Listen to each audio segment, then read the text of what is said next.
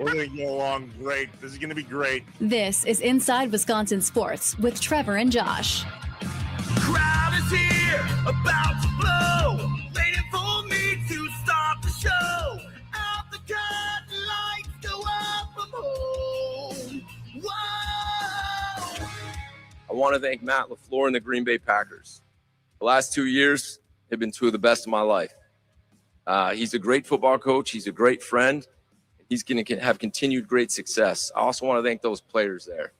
In 2 years, we got real close. I mean, really close. The love, the connection, the support. It was hard to say goodbye to those guys, but the phone calls and the texts, you guys, meant everything to me. I love you. I wish you the best, other than when we come to Lambeau next year. Must have forgot about us, Josh. Yeah, I didn't hear us mentioning that at all. Nope, sure didn't. Boy, listen, Jeff, we had your back, buddy. Yeah. Of all of the people on Matt LaFleur's staff, you and us, same page. Apparently not. Jeff Hafley being introduced yesterday as the head coach of the Miami Dolphins, and Packers fans pause and go, damn. He gone. Yeah, we knew we had a good one, but it still sucks he's gone. Yep. It's kind of how I feel about Freddie yet today. We'll talk about that. What's up, Wisconsin? Welcome in Inside Wisconsin Sports. Trevor Thomas, Josh Albrecht. Hi. Live from the Wisconsin Sports Radio Network studios, powered by the Potawatomi Sportsbook, and live on YouTube and Twitter at WI Sports Radio. When I look at my watch, which usually tells me the temperature outside. Yeah. This morning it just says nope. Yeah. No. No. If you don't know it's too cold, wow. I don't know what's wrong with you. We don't need to tell you a number. It's When don't go outside weather. No. How about you just stay in? Mike, I don't know. Are anybody's kids in school today? The Nicolay Law Fan Talking text line, 414-677-1250. Throughout the state of Wisconsin, Wausau, Duluth, Superior, Milwaukee, Green Bay, and the Fox Valley. Are everybody's kids off today? I think so. I feel really bad for all of the parents that work from home, my wife included, who today, it's daycare. Yeah. Or you're not working today because you're staying home with those kids. There's a lot of that. There's a lot of that. My youngest goes, Dad, so what are we going to do tomorrow? I'm like, what do you mean? What are we going to? I'm going to go to work. He's like, wait, you have to work in this? Oh, bud. Yeah. I feel like I'm failing you as a parent, but yeah, that's not how. Yeah, you don't have to ride a bus is what this is about, or stand outside and wait for the bus. Correct. But we all still have to adult. Man, wouldn't that be cool, though, if we could also just be like, nope, too cold. Staying home. Everyone's just going to stay home. Woohoo! You're acting as if some adults out there today didn't go, you know, I'm just not going to be able to make it in today. Sure. Good point. Good point. Yeah. Ridiculous. America. Yeah, Packers, true. Brewers, Badgers, Bucks. Let's play catch up, Wisconsin. Hopefully you guys are staying safe. It's crazy town outside. All right, Packers. First things first, we played it there at the top. Jeff Hafley gets introduced yesterday as the newest head coach in the National Football League, in the carousel that is just wild. Jeff Hafley, the new head coach of the Miami Dolphins, following John Eric Sullivan down there to Miami.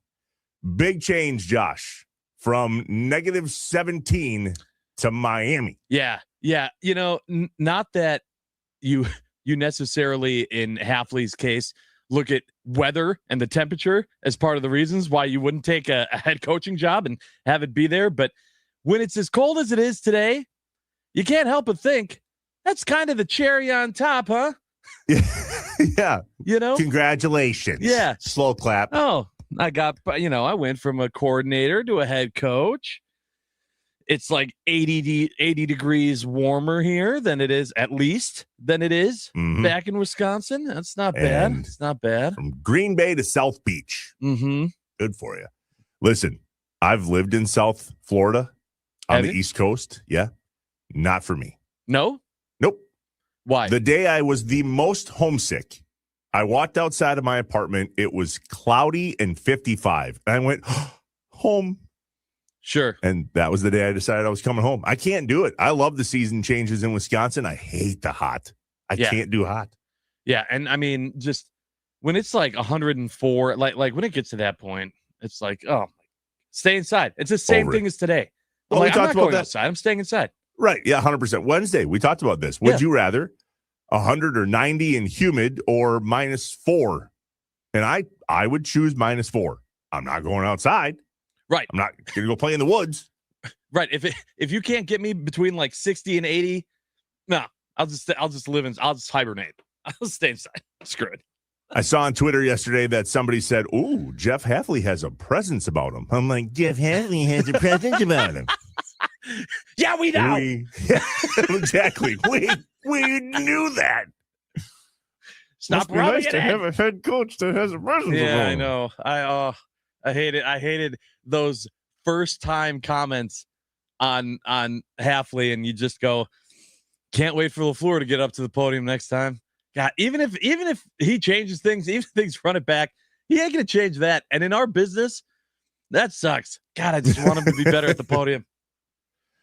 Real good at the podium, Clay Matthews. Yeah. We saw him with a message to the Chicago Bears at the draft.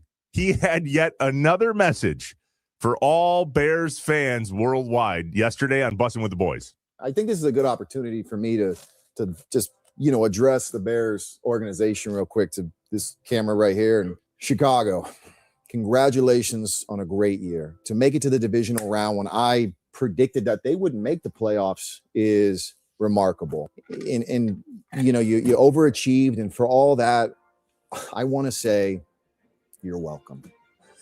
You're welcome for me sparking that match. For me, just, I may be retired, and you probably thought the rivalry was retired as well, but it wasn't. And the boos I heard at the 2025 NFL draft, they cannot drown out the decades of dominance that the Packers have had over you, okay? So Ben Johnson, I know how good it feels to beat the Packers, okay? And Caleb, to play like the Iceman, you both are welcome. And for the Chicago organization, you're welcome. How do you really feel, Clay? I was curious if he was going to do anything, say anything after coming out at the draft and doing that and then having the Bears have the season they did. If he was going to react, kind of eat crow, do something. That's how he did it. That was well done. Tastefully done. All right, you're up to speed on the Packers. The defensive coordinator position still being hunted. We'll talk about that a little later in the show in regards to what you would do with the Packers coaching staff, and clearly choosing that defensive coordinator is going to be something that we'll have to continue to chat about because we haven't chosen one yet. Correct. I feel like we're waiting for Jim Leonard. I really do. We can't talk to him until after Sunday. It's hard to argue that everyone else, I mean, they're interviewing guys, but you see some of these other teams that are like, well, as soon as we interviewed the guy, we knew we wanted him already. And the interview is kind of a formality. And if that's the case, the Packers have let plenty of guys come in and leave. So either they're waiting for someone else or there's something happening in these interviews that isn't being talked about. This ain't good. Christian Parker off the board yesterday. He was the Eagles pass game coordinator. Mm-hmm. He is now the Dallas Cowboys defensive coordinator. So we lose another potential top option there. All right. Packers, Brewers still reeling from the trade. Yeah. How'd you do with that settling in yesterday? Yeah, not great. Okay. And let me just say, I needed to wait to talk about this. Okay. But yesterday, I felt pretty level-headed about the whole thing. It sucks that Freddie's gone, but this is what the Brewers do. I'm used to this. I expected this. Here we are. And then I went on social media, and my feed is just all reports and different people talking about the trade and what it meant for both teams. And it sucked. It absolutely sucked. And I expected it to be more exciting for the Mets for a few reasons. One, because they're New York, and so they're going to get more coverage. Two was the fact that trade for them is right now, it's a instant gratification trade. They don't have to wait for 2 years to see hey, was this a who won the trade kind of thing? They get to jump right in to that. Right. I hear them saying, do you give him the ball on opening day? Is he your opening day starter? Or Freddie Peralta? I'm just like, oh God, no, like getting all sorts of upset. And then there were a few people that said the same thing that Tim Allen said when he was on with us yesterday about just talking about not only did this not help the Brewers get better for 2026, but was this the year after the year that the Brewers had in 2025? Should this have been that year that we did take that chance to run it back, to push the chips, maybe not all in, but more in, and try to get back there again and then beat the Dodgers? I don't know, but I guess when we were talking about it yesterday, I didn't look at it that way. And so then after the show, seeing everyone else doing it that way made it worse. Made it really worse for me the rest of the day. The Brewers make decisions for the future. Unfortunately, the now is not the future. Yeah, but it's like free beer tomorrow, man. Hey, free beer tomorrow. It's never free beer today. Right, but if tomorrow never comes, well, I don't know. I don't know. I'd love to honestly hear what the listeners on the Nicolay Law Fan Talk and Text line, your guys' opinion, not just on, I'm not looking at the argument of is Atanasio cheap, is blah, blah, blah, but was this that year after the 2025 season? Should 2026 have been the year that we don't think about 2027 or 2028 and instead pushed all in and kept Freddie and didn't get anything for him because we thought we could legitimately get past the NLCS and to the World Series? I don't know. I don't know. It's tough. You don't know what to say about it anymore because it does feel like it's on wash, rinse, repeat. Ugh. And hopefully that's not the case. Last year was a good year, and then we gave up our ace. Yeah, it's starting to settle in a little bit. Spring training can't come soon enough. We need more good news about the Milwaukee Brewers and not the Packers, Brewers, Badgers. Last night, a really big win for the Wisconsin Badgers men's basketball team. Badgers 98, Penn State 71. We'll hear a little bit from that game coming up in the most electrifying sound of the day. Josh, that was a game that if the Badgers would have lost, people would have some questions. Yeah, but you know what? And this is what Badgers fans should be excited about, is that the Badgers were supposed to win that game. And it's good when you see your team not just win games they're supposed to, but dominate in games that they're supposed to win. That gives you confidence in comparison to if it's they won, but that was way more close than it should have been. That game last night was not. Not close.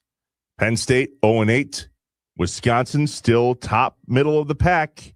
14-5 now, 6-2, and rolling. I mean, it feels like they're rolling anyway. Yeah. No, they are. They play again Sunday, by the way, at home, Kohl Center, 3:00 versus USC. All right, Packers, Brewers, Badgers, Bucks. Thankfully, nothing. Moving on. Nothing happened yesterday. They play the Nuggets. Josh, we got to trade Giannis. Stop. I said nothing. We can move on. We're on to other. Packers, Brewers, Badgers, Bucks, other. Go to other. Hit the button. Hit the button. Other. Next. Is there anything else? Thank you. Next. The Nicolay Law Fan Talking text line 414-677-1250. Some Horizon League / GB Phoenix / UW Milwaukee fans chiming in this morning. Trevor, what a night in the Horizon League last night. Green Bay can't guard the three. They lose on the road to Youngstown State, 88-81. Then Wright State loses to Cleveland State at home. And then the worst team in the league beats Oakland on their home court by 18. Sports are fun. Yeah. Crazy. It was a crazy night for sure. That's sports though, man. Like that I guess that's what happens. GB goes on a 4 or 5 game winning streak, and now they lose 2 in a row. Get thumped by Oakland, and IU Indy says, trap game. Yeah. Take care of business. We are taking care of business today on this program. We're going to review what changes we believe need to be made with the Packers coaching staff. And we want to know what changes you would make. That's up next in I Have Questions. 414-677-1250. Get your thoughts in now. And, of course, ask whatever you want. We'll answer it. The most electrifying sound of the day, Braid and Carrington have a night in the Badgers' victory over Penn State. In the morning mind dump this morning, what are the expectations for Matt LaFleur and this team, and are they realistic? Everybody keeps saying about the Brewers that this could be the year and last year could be the year, and yet we always want to get younger and fresh and develop and all those things. Well, what about the Pack? What are our realistic expectations, and can they achieve them? Josh, we talked about why do we have expectations of the Green Bay Packers that are championship, Super Bowl, or bust? Yeah, I this is going to be really interesting. I thought about this, and we'll give a shout out to 9 to Noon with Kuhn, which follows us, because they kind of sparked this for me. But it's very interesting. I'm not telling anyone how to fan, but are we making this more difficult for ourselves as fans than maybe we need to? Let's talk about it. Yep. Guest-a-palooza in the 8 o'clock hour. Joe Thomas, NFL Hall of Famer, Badger, and apparently recruiter. Oh, thank the Lord. Good. Right. Good. I don't know that I knew he was going to be as involved with the recruiting and transfer portal window as he was. So I can't wait to hear how he thinks that all went, because we heard from Luke Fickell a few days ago, and we have some notes as to what he believes is the future for Wisconsin based on how this went. Got to get our ducks in a row. Joe Thomas, you'll hear it, put the Big Ten on notice, which I thought was a bit aggressive. Oh, no, I like it. I like it. Do it. Yeah. As in, like, now back it up. Well, yeah. You need both, because you currently, need both parts. the only thing the Badgers football program needs to give notice to is that they'd like to check into their hotel. That's it. Yeah. Key cards. That's all we need. Key cards. We're here. You've been notified. Hey. Nope. Not good enough. Super pumped for our conversation at 8:25 this morning. Absolute legend. The most decorated U.S. women's Olympian of all time. Bonnie Blair joins us at 8:25. The Olympics in Italy start 2 weeks from today. Let's check in with her and reminisce a bit. I wonder if she'll bring those gold medals to the chat. I happen to know where she keeps them. I'm wondering if she takes them out.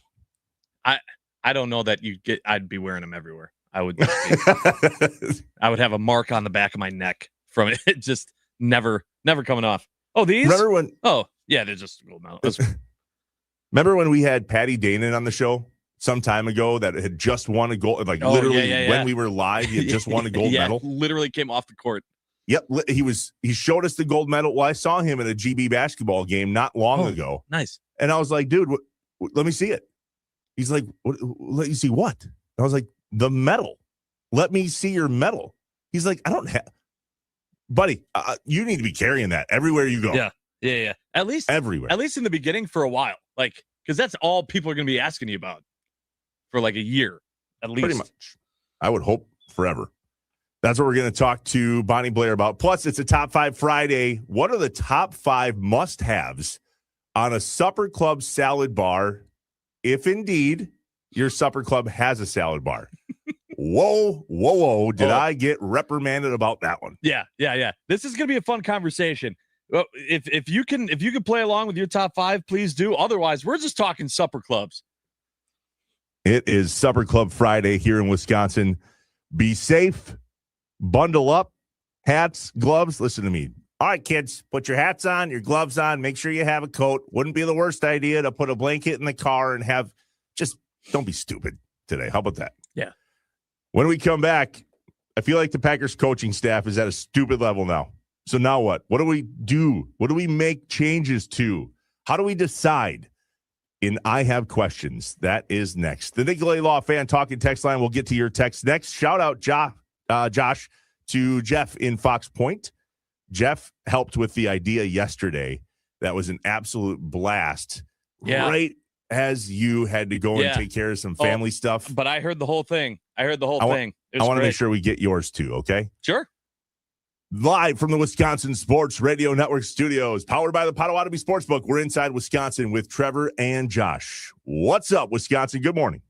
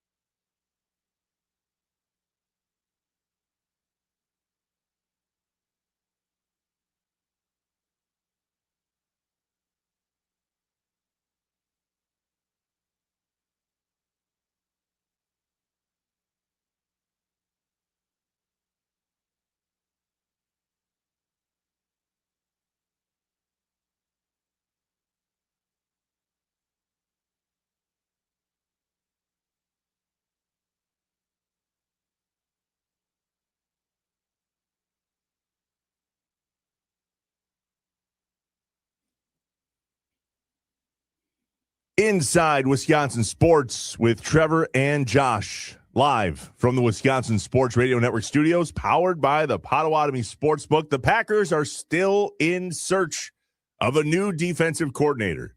Who does Matt Schneidman of The Athletic think it will be? Find out 9 to noon with former Packers fullback John Kuhn this morning at 10 a.m. here on the Wisconsin Sports Radio Network. Time for questions because we got them. When things just don't add up, Trevor and Josh ask the hard questions or just point out how messed up stuff is. I only have one question. Can you fly this plane and land it? Surely you can't be serious. Do you view this season as a failure? You asked me the same question last year. What's the most important question the Badgers have to answer Saturday? This is a great question. Oh my God, this is a great question. It's time for I Have Questions on Inside Wisconsin Sports with Trevor and Josh. 414-677-1250, the Nicolay Law Fan Talk and Text line. Get your questions in and your thoughts about the question we're about to ask. First to Jeff in Fox Point. He said, what did I help with yesterday? I probably didn't listen because I was teaching her in meetings. That's well, great. First off, if you're a teacher, happy day off. Yeah, true. Enjoy it. Jeff, you do a great job of just sending in your ideas, and Josh and I do a great job of stealing them. And so We give you you credit, sent in, absolutely we do. Oh yeah, boy, did I sound Wisconsin there. Oh, yeah. Sorry, yeah, we give you credit here. So he has 2 questions this morning, Jeff does. One is, what's the coldest game you've ever been to? And 2, if the Packers were playing this weekend at Lambeau Field in this ridiculously cold weather, would you go? So what we do, Jeff, is we go, God, those are great questions. Yeah. Copy, paste, save. Yep. And yesterday, we talked about what the greatest sporting event you've ever been to was. So, Josh, before we move on, because you had to go and be a dad, what is the greatest sporting event that you've ever been to? And a lot of people were like, well, does it have to do with Wisconsin sports? Well, inside Wisconsin. Yep, kind of. Yeah. But I'm not going to say that you can't. Sure. I mean, it is. Tell you how to remember fanning? Oh. Yeah. Any variation of fanning. Don't tell me how to do it. Mine is absolutely Game 6. I was lucky enough to be able to be inside. And so I know Brandon was, I heard Brandon say just how electric it was outside in the Deer District. I was grateful enough to be inside with my buddy Armin, and it was just an amazing moment. I know Kuhn was in there too. We weren't together. There was a lucky shirt that I brought along that I didn't even wear. And Kuhn saw from, I don't know, he was sitting with like other Packer players somewhere, but he saw Armin and I in our seats, and he saw us at halftime make the switch where we switched seats, and I put on the lucky shirt, and he texted me and said, funny. Lucky shirt plus seat switch. Okay, I see what you're trying to do here. And so it was just a lot of awesome memories, and just to be able to be there and experience that was the most magical moment. I love how you just slide in there. Yeah, I heard Brandon say he was outside yesterday, so I was inside. Yeah, so anyway, I was inside. Well, I thought it was funny because he said, like, I don't have that type of money, and I was like, brother, I didn't have that type of money either. I might as well have won a contest to be able to get that. Shout out to Mike Darrow and the Russ Darrow group. Only reason why I got to experience that. So it was absolutely amazing, though. And then, of course, you guys talked about some Brewers stuff too, and that's why that segment was so fun listening to, because I was at a lot of those. Obviously, NLDS, that game 1 we talked about, absolutely up there, maybe top 5 total in my life of sport moments was game 1 against the Cubs, but also that Brandon Woodruff home run. I mean, I'm not kidding when I tell you I watch that highlight at least once a month, at least. Like, if someone doesn't post it, I'll go find it because it's so amazing. I could probably walk to my seat and know exactly where I was for that game. That's 100%. pretty rare. 100%. That's pretty rare. All right, so one of the questions we have this morning, and we need yours as well. So the Nicolay Law Fan Talking text line, 414-677-1250. What changes would you make on the Packers coaching staff? That sounds dumb because I think we all know where we would start. And one change, so far anyway, has been made for us in Jeff Hafley going to Miami. Right. But if you had to break it down, we can't make a change at head coach. Some of us wanted that. Some were okay with it. We're moving on. Yep. Offense. Adam Stenovich, offensive coordinator. Luke Butkus, offensive line. Tight ends coach, John Dunn. Luke Getzey is a senior assistant. Eddie Gore, the list goes on. Defense, Derek Ainsley, DeMarcus Covington. Both names are being mentioned as high internal candidates to fill the D coordinator position. Special teams, duh. What about strength and conditioning? Aaron Hill, Todd Hunt, Marcus Jones, Ben Schumacher. That's the team that's in charge of the muscles and the heart and the breath and the lungs. Not so much the ligaments. Apparently not. No, no. There's a voodoo magician out there for that role. This is a very interesting question because when I first thought about it, Trev, I was like, before the person, I'm wondering if the change I want is in the role of, and we talked about this a little bit about, can we take something off of Matt LaFleur's plate? Can we do that? And then I started looking at Stenovich, and I was like, so what does Stenovich do? What is it you say you do here? I understand you're the offensive coordinator, okay, but you're not calling any plays. You're not running the offense. That's what Matt LaFleur is doing. So you're like the assistant offensive guy, and then just like it just comes down to practice, and then you're just helping in practice.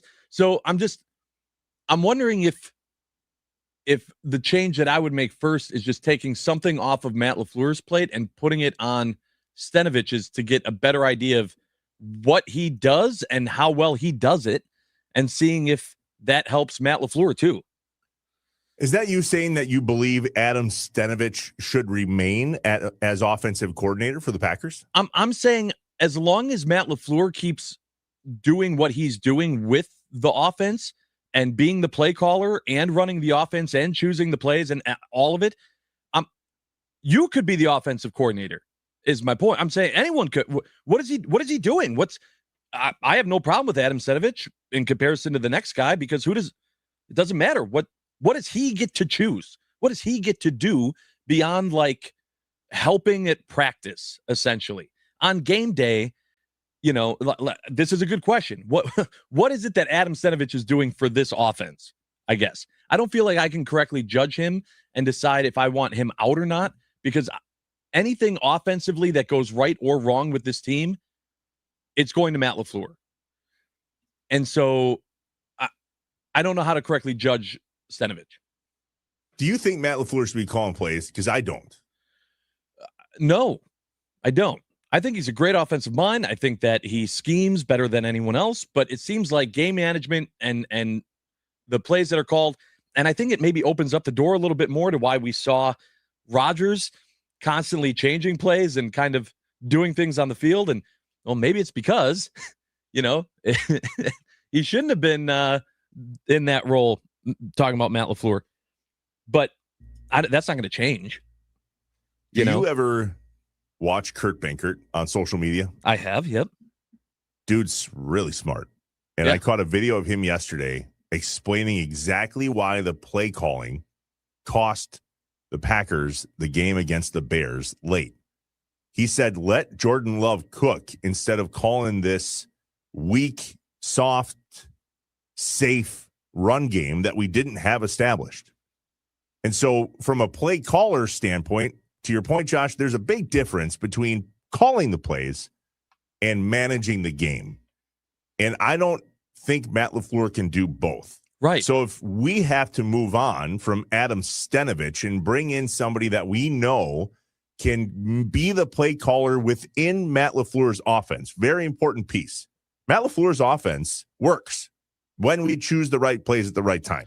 But how do we know that Stenovich can't do that? How do we know that Stenovich is being given the opportunity to do that? That's my point. Even if you kick Stenovich out and you put someone else in, it doesn't matter if LaFleur is still the one calling the plays. Right? That's my point, though. That's what I just said. I don't think Matt LaFleur should call the plays anymore. I think we should bring in a new offensive coordinator that can call. I don't know if Stenovich can do it or not, but I don't know That's if I what care. I'm saying. I don't know if I care. Oh, okay. All right. That's fair. That's fair. we talked in the open that Jeff Hafley has a presence about him. Correct. I agree. Have you watched Adam Stanovich's press conferences? Yeah, they're not exactly the same. No. No presence. Well, to be honest with you, that's what I kind of thought with McDaniel when he was out there and they were talking about, oh, imagine if he came in and he was the new offensive coordinator and blah, blah, blah, blah, blah. And then he ends up, I thought, well, he might get a head coaching job. He ends up going and becoming the OC in LA with the Chargers. And I was like, okay, so he went back to an offensive coordinator, but not in Green Bay. And they go, well, he gets to work with Justin Herbert. What about Jordan Love? He's pretty good. You didn't want to work with him? But isn't that fascinating where so many Packers fans are watching the coaching carousel, even in the defensive and offensive coordinator spectrum, and going, whoa, that'd be great to have him as offensive coordinator, which if I'm Adam Stenovich, I'm going, hi. Right. And what I'm saying is I think on the other side of that coin, Adam Stenovich is in a tough spot because he hasn't, at least if he has, I haven't noticed it, but I don't think he gets a true chance to shine, to show what he can do in Green Bay because of the way that Matt LaFleur has everything set up with Matt LaFleur doing so much of the job. What about the rest of the offense? Is Luke Butkus getting it done with the offensive line? It sure doesn't seem like it. But how much of this do we get to chalk up to injuries? Well, and that's maybe the here hardest part about this, right? I know. Yeah, I know. I don't know that I agree with it, but how do you make changes to this coaching staff when I don't want to light the fire of anger in you over there, but Ed Policy said, let's run it back. So you went off 48 hours ago about no changes being made because Ed Policy said, let's run it back. So, all right, if you're Matt LaFleur now, you're in charge of making the changes to the coaching staff. So if Ed Policy says run it back because he had confidence in this team, if Brian Gutekunst had confidence in this team, if the majority of the brass had confidence in this team, and then you look at the coaching staff, if you're Matt LaFleur, do you change much because you were confident in this team, or do you just go, let's run it back? We were super duper injured this past year. Well, and that's what makes it so tough. And that's what I was saying. I don't think you can completely run it back. There needs to be some change. There was enough that happened outside of injuries that justified some type of change, whether it be getting rid of Bisaccia, getting rid of someone. There needed to be something. There needs to be some type of change. To be honest with you, some of it might not be up to LaFleur, though. I still wouldn't be surprised if Hafley ends up, picking some guys off. Heck, it seems like everyone's assuming that Malik Willis is going to go there and that Miami's going to become, Green Bay South, essentially. So who knows how this ends up all working out. But yeah, I would say, I don't know who, but you can't have it be exactly the same. You can't have this coaching staff be exactly the same from the Packers' perspective. We've heard stats don't lie. Special teams, Rich Bisaccia, 21st in the league. Grading out below average overall, even though there were certain phases that looked better week to week. But special teams seems to be something that Matt LaFleur can't quite get a grip on. If Bisaccia moves on, we'll be bringing in the fourth special teams coach in 8 years under Matt LaFleur. Yeah, it's wild. It is wild. Why does that happen here? I don't know. And it's gotten to the point where I'm not even the bar is so low for special teams in Green Bay. It's not even to have a good special teams. It's to not have a costly special teams. Like you're just looking to have a special teams that doesn't give away the game. That's the bar. You're not looking for, hey, well, we need to have a special teams that's going to make an impact because our offense and defense are struggling. It's please don't blow the game. That's the bar. That's crazy. And it's been that way for way too long. Offense wins games. Defense wins championships. Special teams blows it. Right. At least that's it in Green Bay. That is it in Green Bay. I think it's silly at this point to stand on top of the hill and scream for Rich Bisaccia's job. We've made that apparently. It's apparent. We've made that clear. Have we? He still has a job. I don't know. He does. If let's set a date. What's today? The 22nd? 23rd.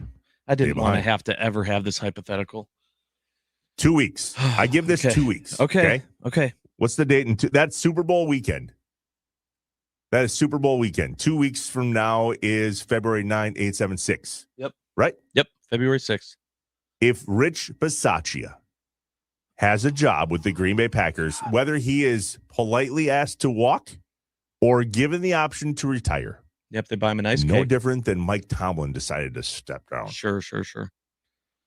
If Rich Bisaccia has a job 2 weeks from today as the special teams coordinator in Green Bay, I will lose my ever-living mind. Well, I've been preaching patience all week. Josh. you sure have, and I've been ignoring it. Yep. You have. This is valid. We got to make changes in the next 2 weeks. There's options, and I guess we'll just see how it shakes out. Yet, we're pretty sure they're glaring. What are you reading over there? Yeah, the Nicolay Law talking text line. We got Ron Rome, a few other people chiming in, essentially saying that Josh, you shouldn't suggest that they do something if you don't know what the person does in the first place, talking about Adam Stenavich. That's exactly my point. Trevor asked how we feel about Adam Stenavich, and I'm saying, I don't know, because I'm not sure. I haven't been able to see or form enough of an opinion on Adam Stenavich. To me, I'm going, yeah, he's great, because I haven't seen him do anything, period. That's why I said it's all going, like, all of my feelings, either good or bad, on the offense are going to the head coach. They're not going to the offensive coordinator. So I'm admitting that I am not knowledgeable on what Adam Stenavich does in this system for this team. I'm admitting that. Without that information, I can't tell you, is he the right OC or not? Because I don't know what the OC for the Packers does that's separate from what Matt LaFleur does. The 414 says, should we not hear from policy what they identify are the problems with the Packers and also how they are planning in dealing with them? I mean, inconsistency and effort is something that is universally mentioned by both fans and pundits. Are we pundits? No, we're fans. And they will state that they agree or disagree, especially since it appears they're, quote, running it back. Here's the problem. How many times did you see Mark Murphy stand in front of a podium and say out loud to the media what he believes the problems are that he's identified and how they plan to deal with them? How many times, Josh? Yeah, like a handful. 0. He never stood in front of a podium and gave his feedback on what he believed the changes in the team needed to be made. Ever. That's not the role of the president of the Green Bay Packers. I was going to say, at the owners' meeting, isn't that when he would be at the podium?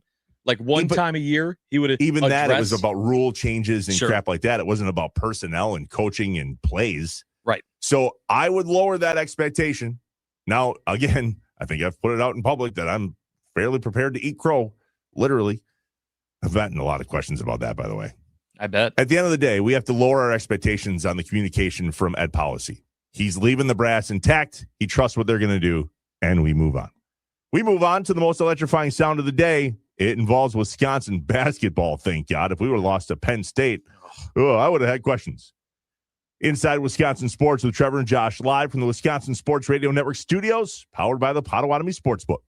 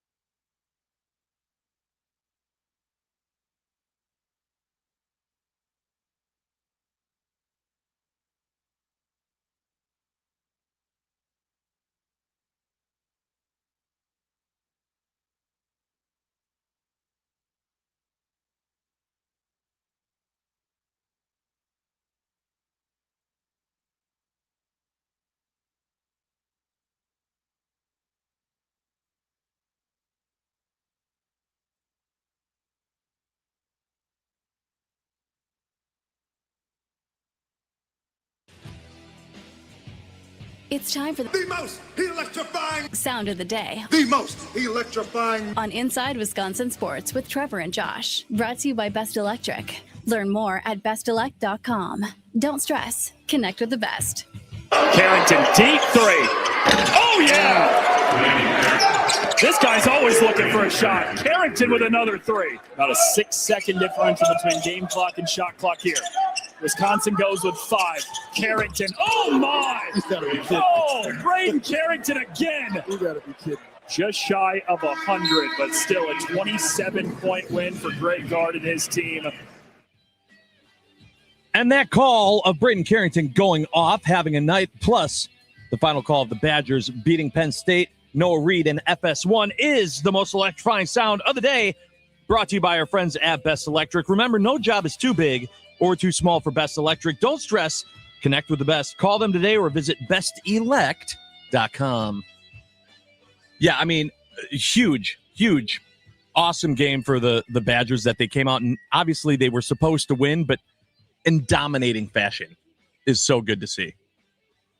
It's very much a what have you done for me lately Wisconsin fan season, right? Mhm. Greg Gard, love you.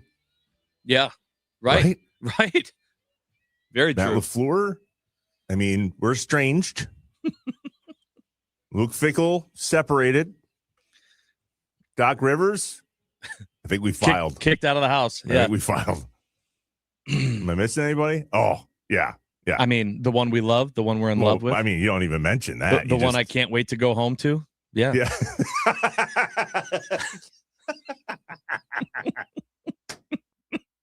Just whisper sweet nothings in his ear.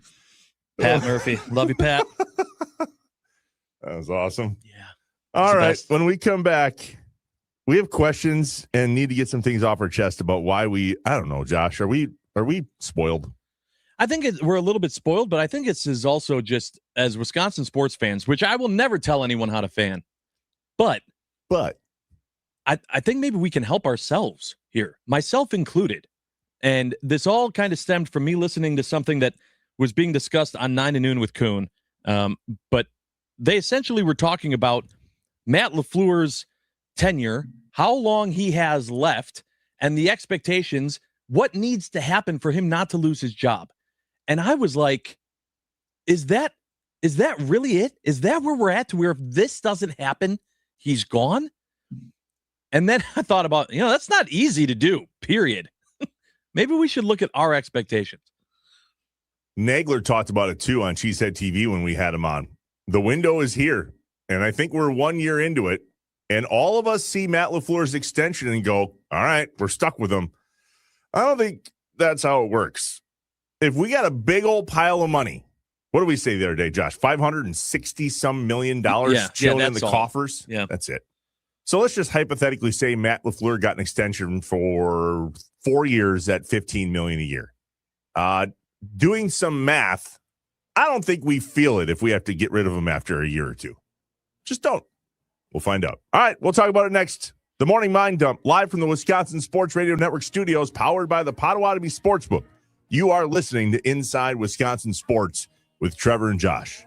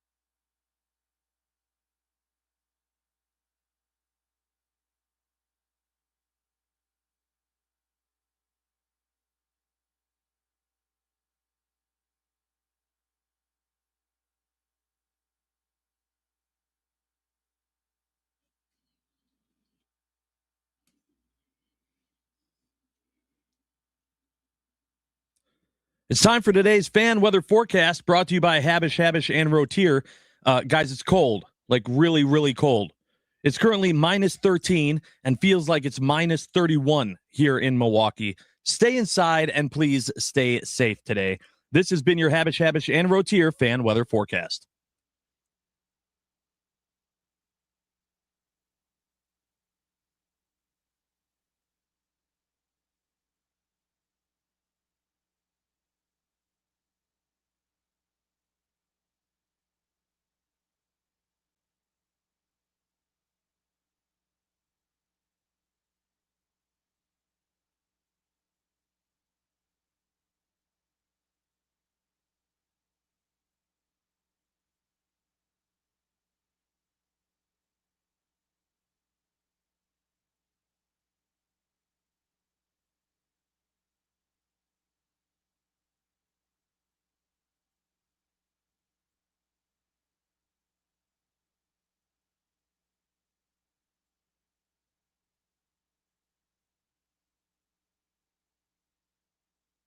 I am an eternal optimist. So please, God, don't tell me that you're an eternal pessimist. I like to say I'm a realist. Oh, great.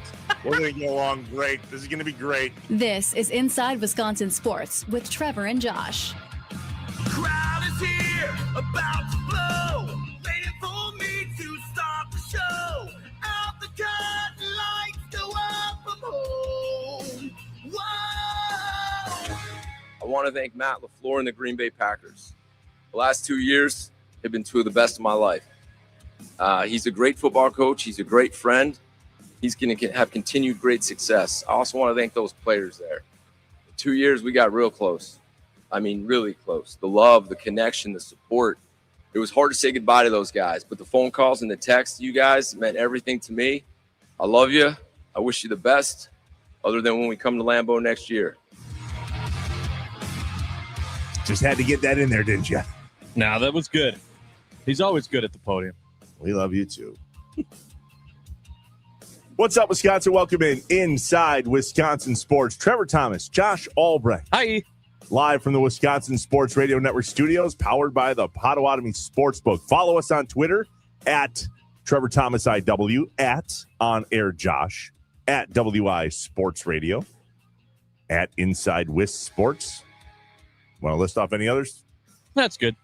Does Julie have a Twitter? Yeah. What is it? Julie Cuz, C-U-Z. At Julie C-U-Z. Yep. Juliecuz. Yep. Wisconsin, go on Twitter and wish Julie Albrecht a happy birthday today. Yep. At Julie Cuz. Josh, The your Mrs. better half, birthday. celebrating a birthday. Yep, and not in this weather. She's in her happy place. She's down in Disney, having fun. Only you can somehow be disappointed in your wife on her birthday. No, trust me. We got a lot of stuff going on at home. I said, don't worry about it. You need to go. She deserves it. She absolutely should be nowhere else. Do I wish I was there with her? Yes. 1,000%. It's minus 13 here. So, Wisconsin, you didn't hear this, but Josh does a weather forecast on the Wisconsin Radio Network station down in Milwaukee. Yeah. I'm here in Green Bay, Wausau, Duluth Superior. Josh could have done his weather forecast on the entire network. Sure could have. Time for a weather forecast. It's cold. It's like really cold. That's your weather forecast brought to you by... Yeah. Yeah. No, I said how cold it was, but I'm like, guys, it's cold. It's like really cold. Like really cold. Whether I say it's minus 10, minus 15, minus 30, whatever, it's minus a lot. Stay inside. If you're listening right now and you are one of the silent majority, because that's how we know this rolls, so many of you, when you see Josh and I out in the community, say hello and thank us for doing the show, which is weird. Hey, yeah, I really love the show. Thanks for doing the show.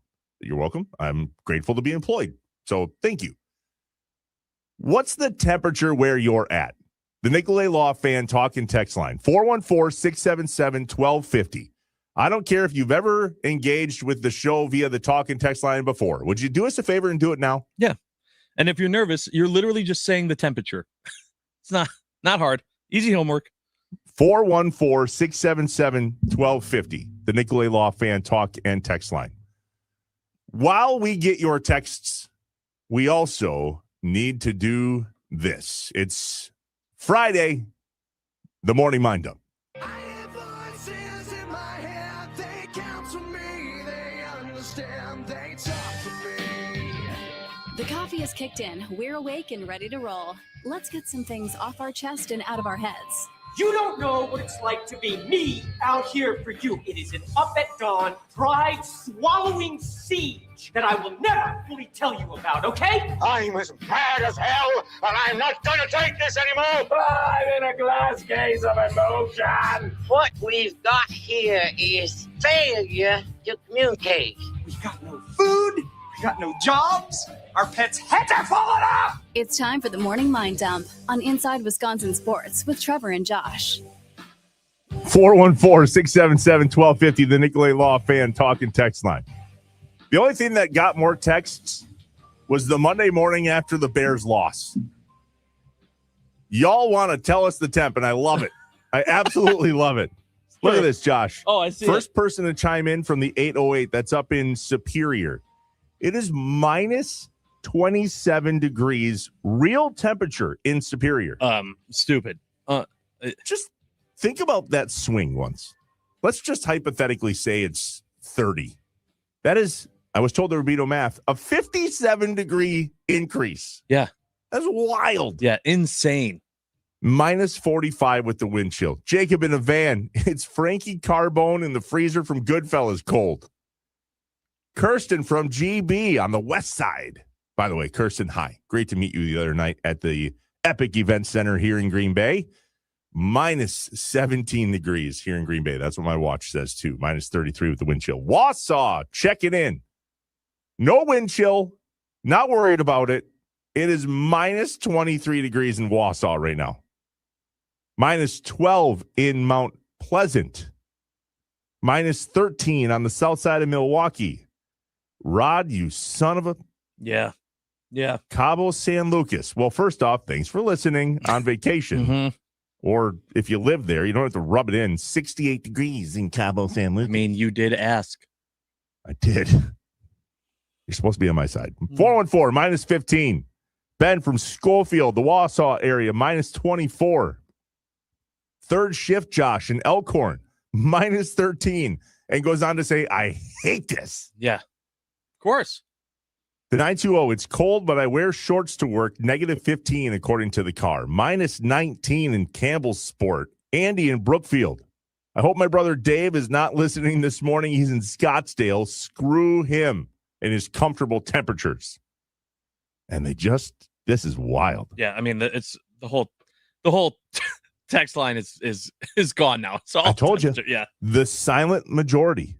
That's where this is at. Minus 14. Minus 24. Wow. 16 below Grandpa in Sun Prairie. John Lundquist in De Pere in the UHC building. Minus 17. By the way, Josh, he rolled a 784 last night. Hey, hell of a job. Good job.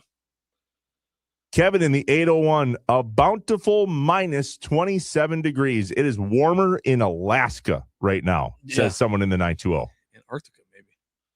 Minus 17 in Howard, minus 17 in Kimberly. That's up here in northeast Wisconsin.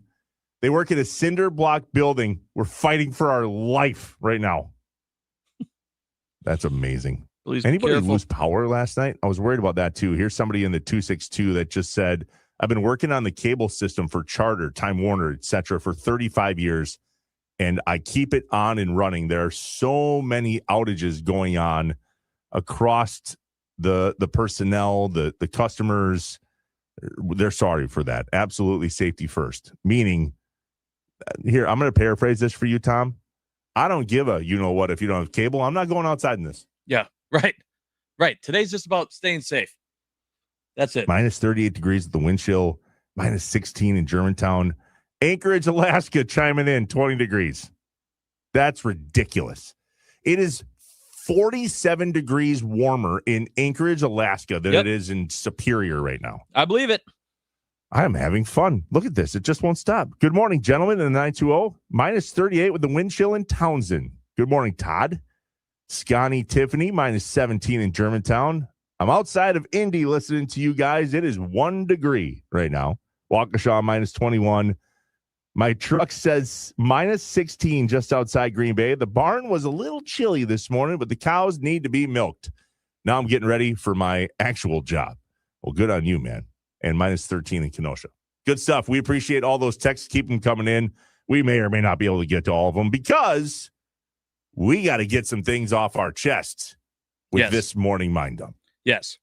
So, again, as we mentioned previously in teasing this, I was listening to this show called 9 to Noon with Kuhn. I'm not sure if you've ever heard of it. And they were talking about, this was after the Matt LaFleur extension, about the window. The window the Packers have, this 3-year window. As you mentioned, Aaron Nagler also brought it up. They're in this 3-year window. And what needs to happen for Matt LaFleur and this regime to not be kicked out by the end of that 3-year window? Take a listen. But you don't think that's necessarily the window. You think that they could survive that without winning a Super Bowl? That trio? You can. I don't think they do. They win a division 3 years in a row. They go to the Super Bowl 2 out of 3 years, but they don't win a Super Bowl. You're making a change? I might. They went on, they talked about it for the entire segment, but that was the gist of it. And I thought, oh, that's very interesting, because if the Packers were in that scenario legitimately, and I took a step back and thought about it, would I really be saying, man, Matt LaFleur and Gutekunst and this whole they didn't get it done. They still didn't get it done. They didn't get us a Super Bowl. They all have to go. I don't know that right now I would say that. And that's why I think that there's so much moving of the goalposts, and I think that there needs to be. But I don't know how you can look at this 3-year window, looking at a team that hasn't won the division in 5 years, has been the 7th seed the last 3 years, and go, well, now if they don't win the Super Bowl in the next 3, it's over. Get rid of them all, blah, blah, blah. Well, let's break this down for a second. A hot second. Packers, Brewers, Badgers, Bucks. Sure. Okay. Let's start with the Brewers. What is your expectation? What do you expect from the Milwaukee Brewers? I expect them to get a bite of the apple. I expect them to make the postseason and then hope that, and then, it's so funny, the game plan. I give you so much crap for saying the game plan is hope.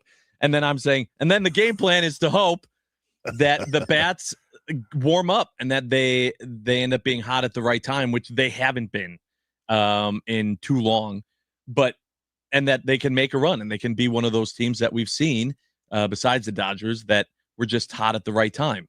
So last year, the Brewers met your expectations. Yes. Perfectly. Yep. Okay. Even though it hurts that we don't yet have that World Series ring. Yep. The Brewers are meeting our expectations. Somebody chimed in before the weather update a little bit ago here about not feeling the same way about Greg Gard as I do. We should have fired him in year, 2021 season? Yeah. I mean, he hasn't had any Final Four appearances, 2 Sweet 16 appearances, 7-7 in the NCAA tournament. So let's just go basketball first. What are your expectations for Badgers basketball? I'm going somewhere with this. Yeah. For me personally, right? It's to make you got to get past the first weekend in the tournament. Get to the Sweet 16. Amen. Yep. Any expectations for Badgers football right now? Get back to a bowl game. I mean, it's disgustingly low expectations for the Badger football program at this point. Any expectations for the Bucks? To fire Doc Rivers. Okay. Yeah. Right. What are your expectations for the Green Bay Packers? Well, this is, and I know where you're going, but mine are different. Mine are that they win the division. That they're hosting a playoff game and that they win that game. It could be in wild card weekend. It could be the divisional round if they were the number 1 seed. But for them to win the division and then win one more game, that's my expectation. My expectation is not Super Bowl. It's not.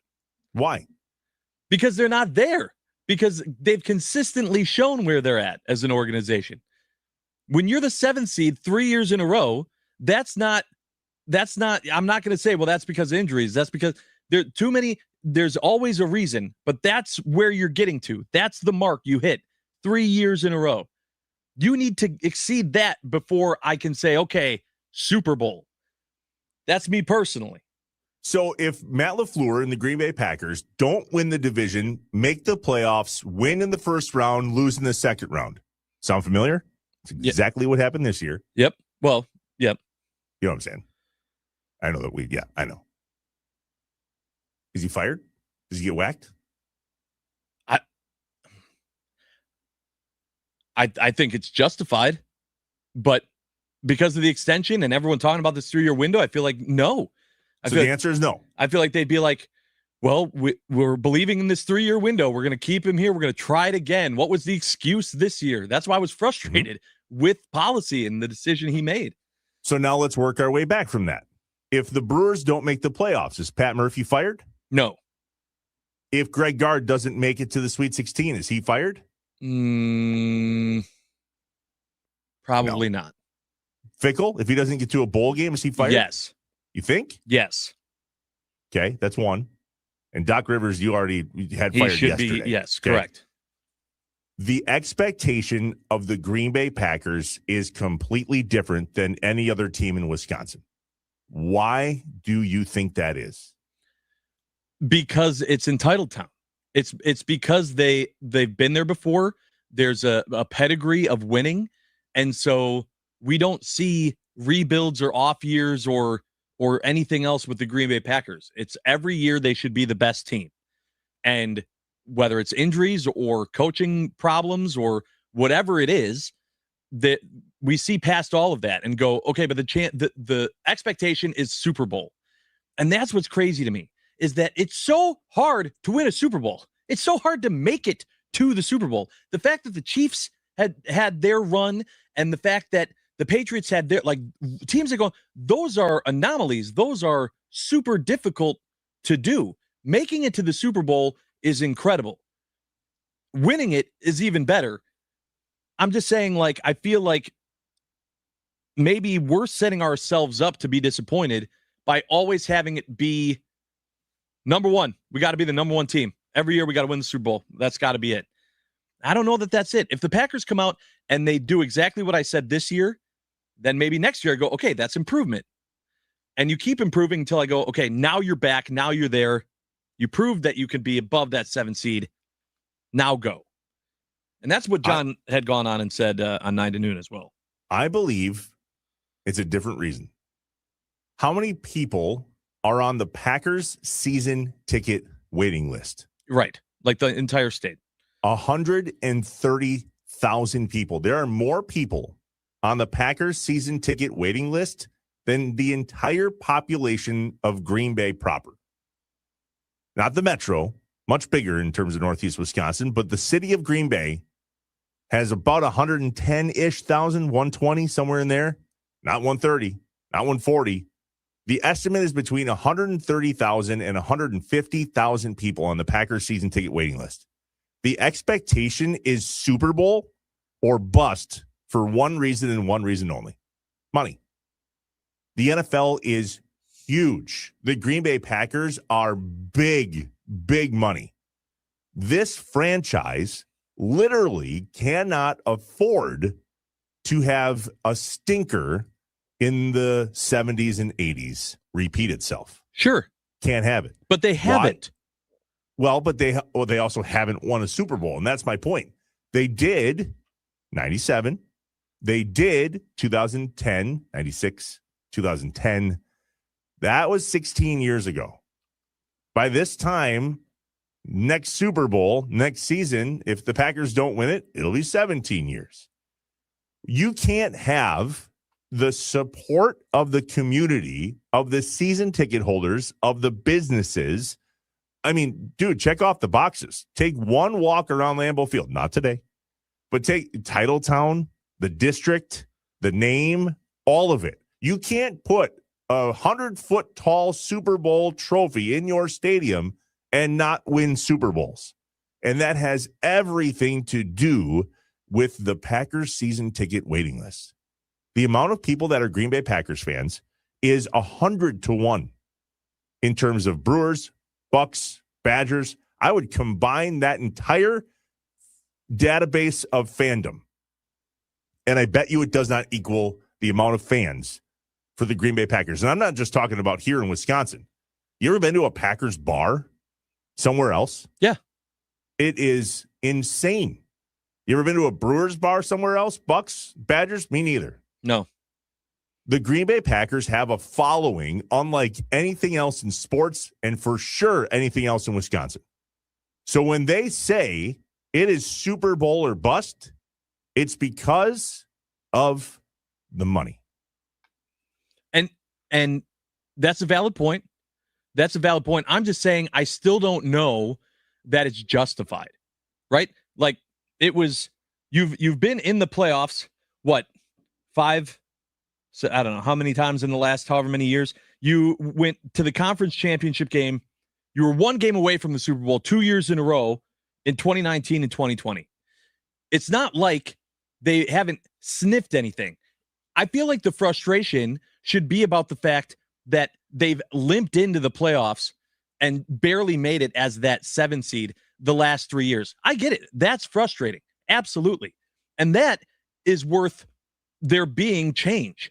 But having that conversation, hearing what Rami say, I might make a change if they make it to 2 of the 3 next Super Bowls and don't win one.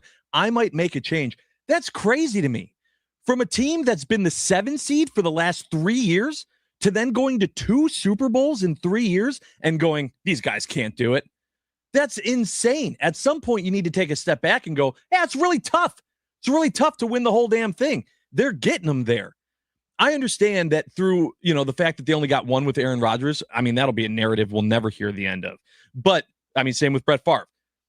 But to say that with where this team's at now, to making it to that many Super Bowls or to make it to a Super Bowl and go, oh, these guys failed. This 3-year window, they failed.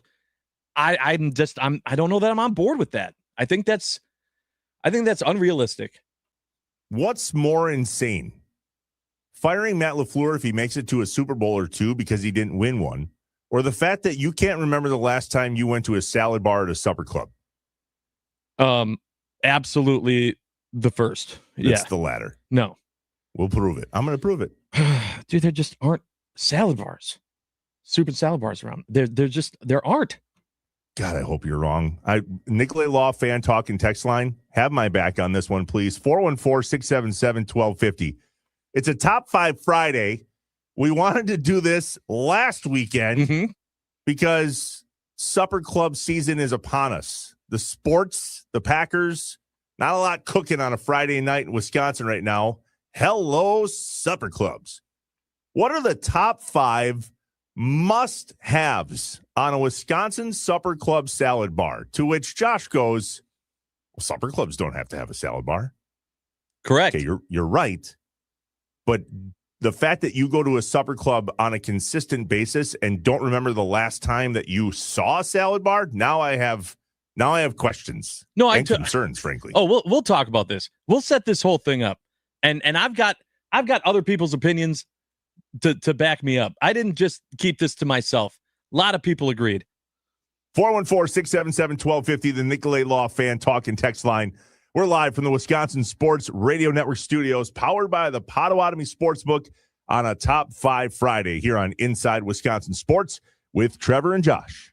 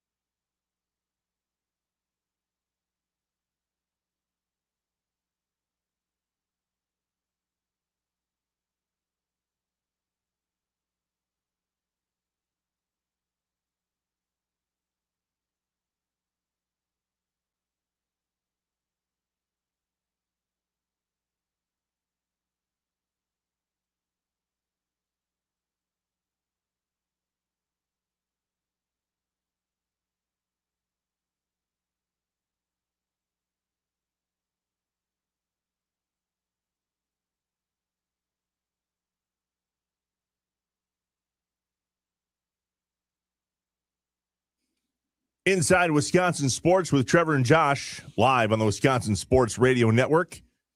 Make sure to tune in to 9 to noon with former Packers fullback John Kuhn. This morning at 10 o'clock, Matt Schneidman of The Athletic will chime in on whether the Packers are still in search for a new defensive coordinator that he believes would be a good fit.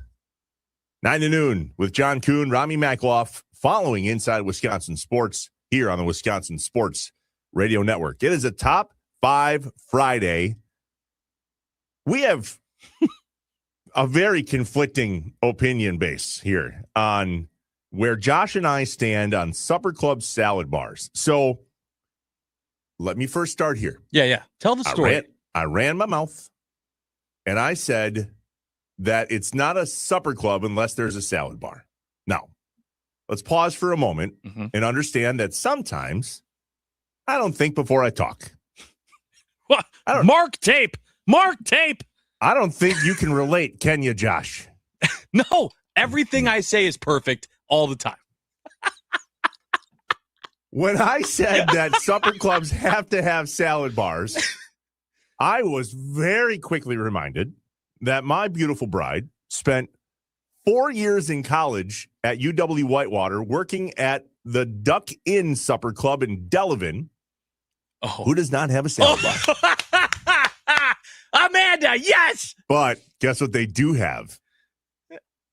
A relish tray. Okay, sure. Which is what you said. Yeah. Qualifies as a supper club, they need to have a relish tray. Now, I would say, based on a lot of feedback, that there's a reason some supper clubs don't have salad bars that used to, and it was COVID. They took them away during COVID. Correct. Never brought them back. I think salad bars, and somebody listening that owns a supper club that has a salad bar, text us, would you? 414-677-1250. 414-677-1250. It's the Nicolay Law Fan Talk and Text line. I think salad bars at supper clubs must be a giant pain in the ass to operate. Absolutely. It is a mess. It is a constant refilling game. It's just, there's a lot going on. Yet, if you have a good salad bar at your supper club, you have caught my attention. Andy in Brookfield on the Nicolay Law Fan Talk and Text line already chimed in and said, Josh, we got to get you up to Hortonville. In Hortonville, there is a supper club called the Black Otter. Not only do they have a salad bar, they serve you. You go down the line, and there are people behind the salad bar that serve you. What would you like on your salad? That's amazing. Cheeseburger. I already know where your list is going. So I challenged Josh last week. Yeah. In a segment we do on Fridays called Top 5 Fridays. Meaning, listen, this is a Wisconsin talk show that revolves around sports and sporting life. But at the same token, we want to entertain you guys. And so sometimes we try to come up with segments that go, maybe this doesn't have anything to do with sports, but hell, it means something to the rest of Wisconsin. So let's talk about it. So, Josh, I said, let's put together a top 5 list of the top 5 must-haves on a soup and salad bar at a supper club here in Wisconsin. And you said, I can't tell you the last time I've been to one. And then it hit me. It was a place called Wolf's, and it was in Rhinelander, Wisconsin. And I believe I was 14. So it was over 20 years ago that I had been to a place that had a soup and salad bar, period. And I immediately questioned, so what's a supper club? Because to me, the supper club is all about the atmosphere, the decoration, the lighting, the mood, the size of the building. All of those things tie into it. The drinks, like supper clubs have old fashions. If you're serving those, our friends at Henry Flock's Steakhouse, a supper club atmosphere, right? Those type of things are the things that I put in there. None of them super salad bar. I think that might be a Milwaukee thing. It very well might be. Somebody in the 920 with the next 3 digits that I know prove they're here in Northeast Wisconsin where I live, because that's the same 3 digits my wife's cell phone number has. says he needs to go to the mecca of supper clubs, the Fox Valley, Northeast Wisconsin area. They all have salad bars. So that's where I get my opinion from. Sure. I live here in Northeast Wisconsin, and all of the supper clubs up here, everything, always, nothing, never. I tell my kids not to say that because it sounds dumb. Pretty much every supper club I go to here has a salad bar. Wausau, do your supper clubs have salad bars? Duluth, Superior, do your supper clubs have salad bars? Because they do here. The 920 here, someone in the 920 said, last 4 legit supper clubs I went to did not have a salad bar. I wish they would bring it back. Boom. Meaning they don't have one now. They Correct. used to. Correct. Because of the whole COVID thing. Right. So I said, let's put together a top 5 list of the top 5 must-haves on a soup and salad bar at a Wisconsin supper club. In the break, you just said, my list is going to piss you off. Well, because I Sweet. realized, and I talked to a few people, I had asked, right, last Friday, I had said, you know what, I will go to a supper club with a super salad bar near me. I will do this for the bit to be able to have a top 5 list. And people kept saying to me, oh, I don't know one that has a super salad bar. I went, I can't even get a recommendation from someone that meets the requirements of Trevor. And people started saying, well, it's because they bring it to you now. They say, do you want a super salad? And I went, oh, yeah. And they'll bring out a relish tray and they'll be like, yeah, here you go. And they'll bring all that with them. There's no bar that you're going to get it. And so I went, all right, then let's go through what I would already have on the table. So here's my top 5 things that I would want for a super salad bar. Number 5, a fork. You're a moron. Number 4, lettuce. Number 3, croutons. Number 2, ranch dressing. Okay. And number 1, soup. Or I'm sorry, number 2 is a spoon, by the way. And then number 1, soup. There you go.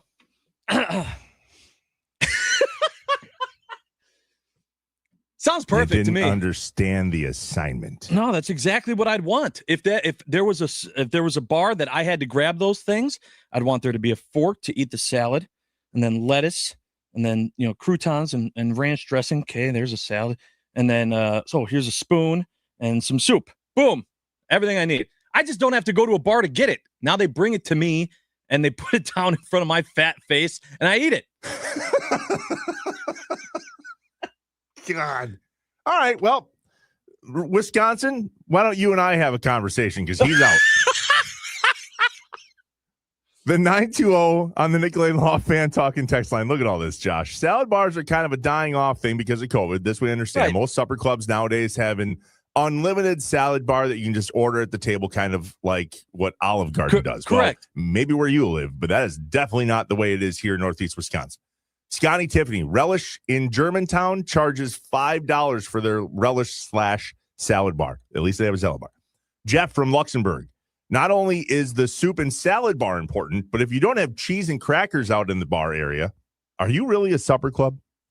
Jason in Sheboygan, Repke's Village Inn in Chilton. Great salad bar. We already talked about the Black Otter. If they don't have those little creamy, chocolatey mints on the tray with your check, they fall short as a supper club. Look at this. Maple Tree Supper Club in McFarland has a great salad bar with homemade soups and a fantastic cheese dip for your breadsticks. Let's go. Yeah, that sounds great. You just bring it to my table. I'll be sitting here.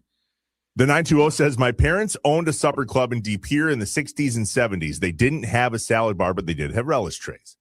Andy in Brookfield says, I don't think supper clubs have to have a salad bar, but if you have one, it better be good. Well, that would be something I expect somebody in the Milwaukee area to say based on apparently you guys don't have supper club salad bars down there. Yeah, you know why? Because I feel like for us, the number one thing that we're going to a supper club for is the drinks. In Milwaukee, we like to if I'm going to a supper club, like I'm going to have a nice meal, but I'm having at least 2 trio old fashions. Like that's what it is. I'm not looking for a salad or oh boy, do they have a place where I can make my own salad here? It's just never a thought that crosses my mind. That blows my mind because I don't even think of it. I just know it's there. Like I don't even go, I wonder if they have a salad bar. That's not the way it is where I live. Every supper club has a salad bar. Every single one I've ever been to up here has a salad bar. Here's a list. Let me see how these 5 fall on you, Josh. Okay. Annie in Oconto or Oconomowoc. We can't remember. Pickled beets. Gross. Liver pate. Gross. Crock of spreadable cheese. Great. Canned peaches. Yeah. Cottage cheese. No. Okay. Here's my list. Number 5, cheese spread and crackers. Gotta have it. Okay, question. Crackers, like the ones that look like cigars, like the sticks, or the flat crackers? Yes. Or the oysters. Not oysters. That you don't use for cheese spread. See, I'm talking those cigar sticks. Yeah, the cigar with sticks or without the seeds. I don't care. Right, but the cigar sticks were huge back in the day. Like that was the thing. Like I remember that at Wolf's in Rhinelander 25 years ago. I just had them last Friday at the Out of Town Supper Club in Kaukauna. That's number 5. Number 4, mushrooms. Gross. You don't eat mushrooms? I don't. We are not a mushroom fan. No. Oh. No. My favorite pizza in the entire planet is pepperoni and mushroom, and burn it. Make that sucker crispy. Number 3, that cheese spread. Got to have it. And I prefer shredded cheese on my salad. So I have cheese listed twice on my salad bar top 5. Cheese on my salad. Yeah. Number 2, croutons. You already mentioned that. There's a lot of people in the whole keto, no carb thing. I'll keep give me the croutons. And number 1, hard-boiled eggs. Okay. You eat those? Yeah. You ever put them on a salad? Sometimes. Yeah. It's not a necessity for me to have the salad, but I like salads with hard-boiled eggs on it. Did you say soup? I feel like you were all salad on your super salad bar. Are you a non-soup guy? I'm a non-soup guy. Oh, wow. Is that allowed? Well, I just don't prefer the soups that are on the salad bar the majority of the time. I really like a baked French onion soup. Big fan of that. Yeah, can't put that on the salad bar. No, that's pretty tough. By the way, honorable mention, shout out. This might make me weird, but I love a combination of ranch and French dressing on my salads. That's not uncommon. Oh, it's so good. So good. The Nicolay Law fan talking text line. We've got them riled up now. Oh, yeah. This one from the 262. Here, I'll settle this. Yeah, good one. A supper club has 3 definitive qualities. Okay, we asked for a top 5, but here are your top 3. Number 3. Hey, don't tell them how to supper club. But no, that I will. Number 3, at least one offhand joke audibly uttered. Number 2, servers with very old skin made of leather. And number 1, a dark, poorly lit, crowded, and uncomfortable atmosphere. Sign me up. That sounds right. None of that had anything to do with a super salad bar. Also, you didn't say old fashioned. I feel like if you don't have it's not on the super salad bar. Yeah, but I'm saying this is about supper clubs, and that's why I'm saying your necessity of needing a super salad bar at a supper club is crazy to me. I've never seen it as something that needs to exist. And a special old fashioned, yes. I need a place that is like, well, yeah, we're a supper club. Of course, we're going to make you an old fashioned. What are your old fashioned? What are you ordering? Don't you dare tell me I don't drink old fashions. I will hang up this phone. No, I do. Brandy, sweet, usually. Oh, Wisconsin staple. Yeah, but also like our friends at Natty Oaks, they got all sorts. They do like a jalapeno one. It doesn't matter to me. That's the thing about old fashions. Like, I'll do a whiskey old fashioned. I don't care. They're just good. I can do them. I can do them all. I'm not picky about that. I could do now if there was an old fashioned bar, like where I just went down the line and then went back to my table with a tray with 4 old fashions on it, that'd be great. Sign me up. Where do I go for that? You ever go to a spot with a Bloody Mary bar? Yes. Oh, that's good too. Yeah. See, we have those. I'm a whiskey old fashioned sweet with olives guy, and my wife orders an amaretto old fashioned sour. I know. My grandma used to drink Southern Comfort old fashioned sweets because that didn't give her diabetes at all. Yeah. I mean, it's all good. Like all of those are still better than a super salad bar at a supper club.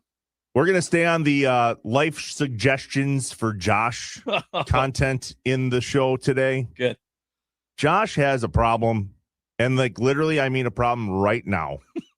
And he doesn't quite know what to do. We're working on it. But this is an easy fix. I don't understand what there is to work on. Stick with us. Josh needs your help. 414-677-1250. I do. The Nicolay Law Fan Talking text line will then give me your man card. The Wisconsin Sports Radio Network studios powered by the Potawatomi Sportsbook. We're inside Wisconsin Sports with Trevor and Josh.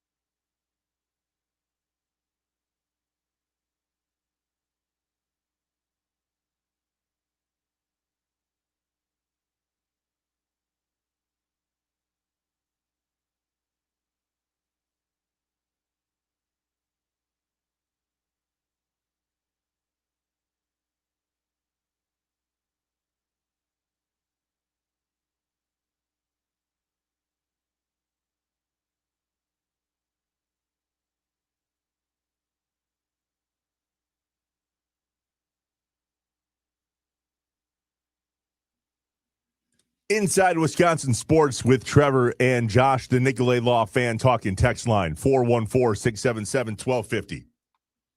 Josh has a flat tire. I have a flat tire. You remember that Geico commercial? All right, anyway. And you say to me during a break earlier, I'm not sure what to do.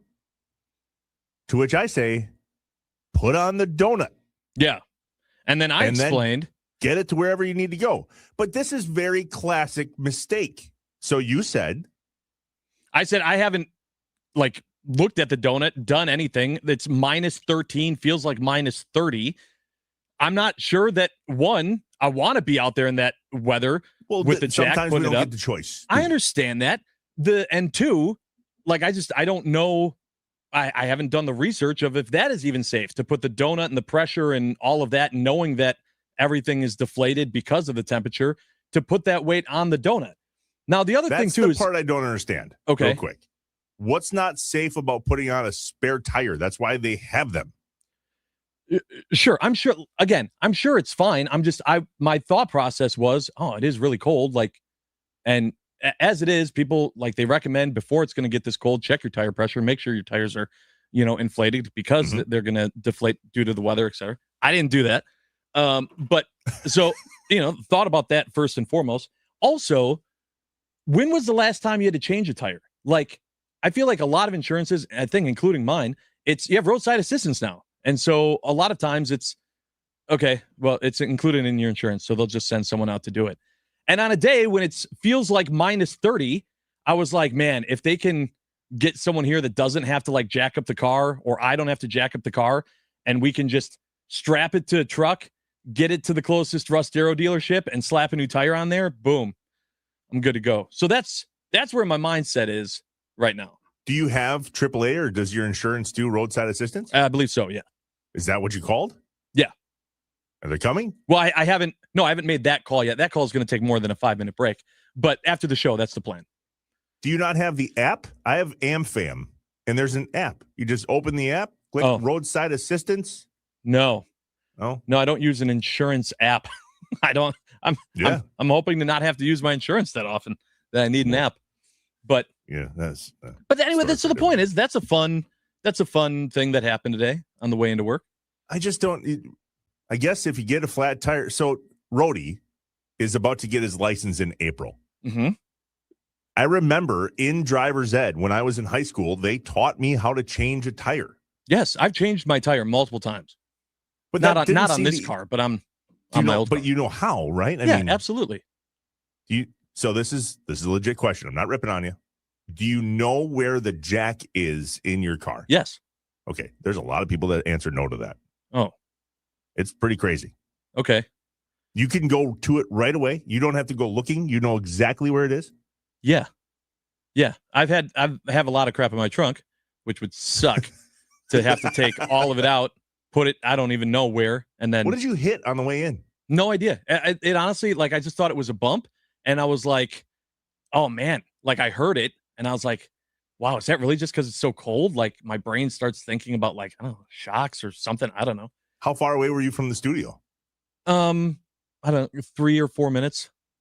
And then when I was about 2 minutes away, the little notification came on the screen that said tire pressure system, not working, check tire, go to dealership. I was like, okay, yeah, this is for sure flat. Get out of the car, dealership. Push it. I'm like, yes, this thing's gonna be a pancake by the end of the show. Yeah, well, sometimes we don't get to choose the temperature when things like this happen. Yeah. I'm not going out there. It's minus 30. Yeah, and Jeff Hafley's in Miami. And Joe Thomas is up next on Inside Wisconsin Sports. We got to talk about Badgers football. We're live from the Wisconsin Sports Radio Network studios, powered by the Potawatomi Sportsbook.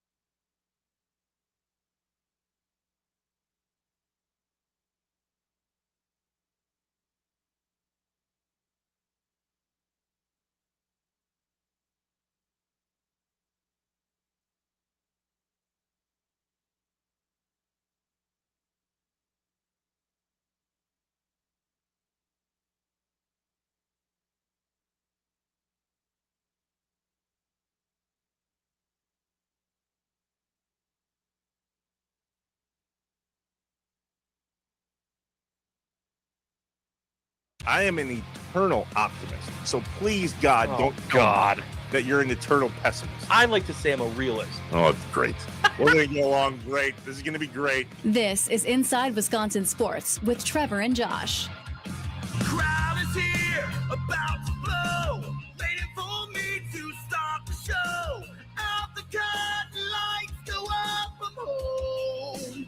Whoa! UW football transfer portal recruiting night number 2. We got 3 studs in from the great state of Ohio. Trying to put them in Badger Red. On the menu tonight, not only is it Hall of Fame beef, but it's the rest of the Big Ten. You're on notice. RV House, UW football Hall of Fame beef. Now we go.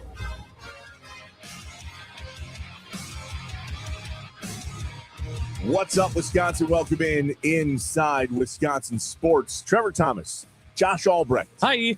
Live from the Wisconsin Sports Radio Network studios, powered by the Potawatomi Sportsbook. You heard it there from the man himself, Joe Thomas, apparently involved in Badgers recruiting. Mm-hmm.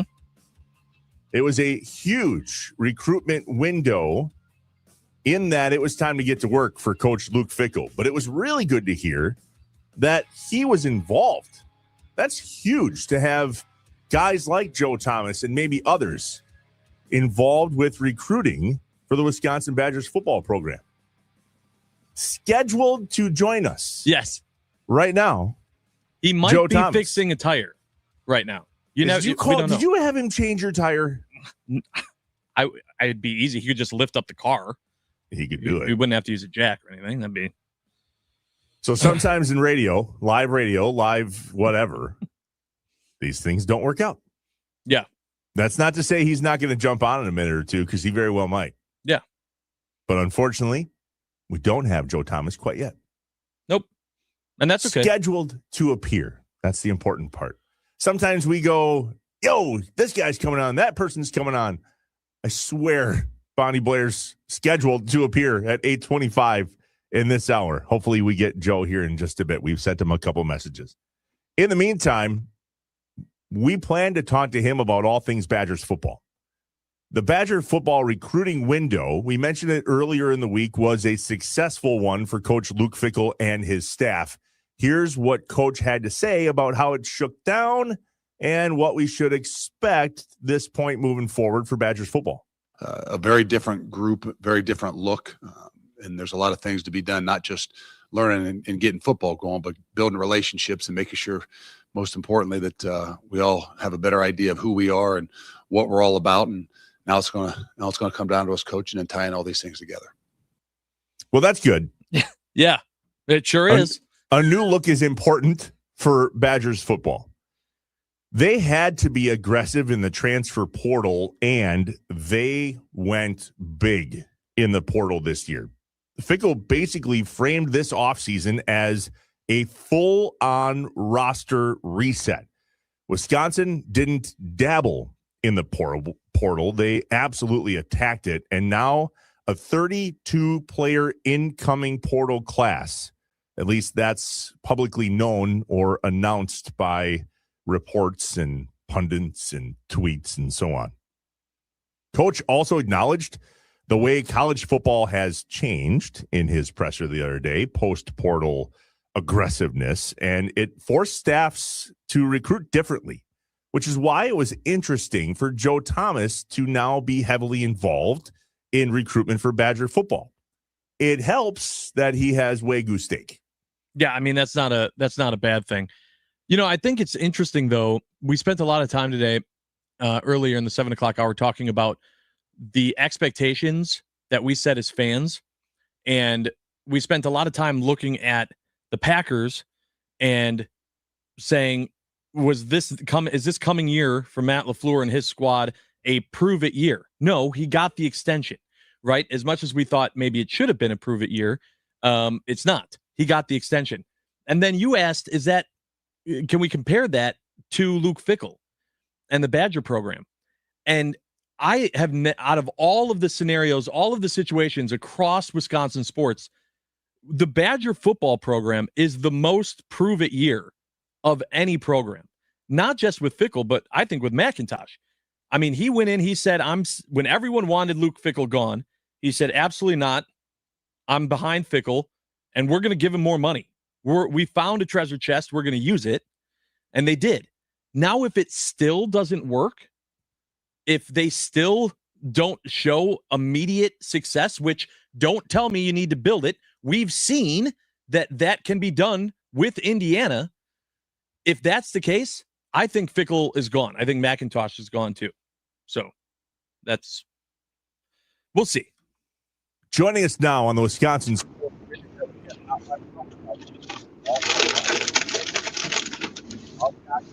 Thomas. Dude, are you outside farming in this? Not today. Thankfully, I'm in Madison right now. I just got back from my workout, and I'm ready to jump in my cold tub, though, because, every day we got a cold tub in January. It's cold tub January.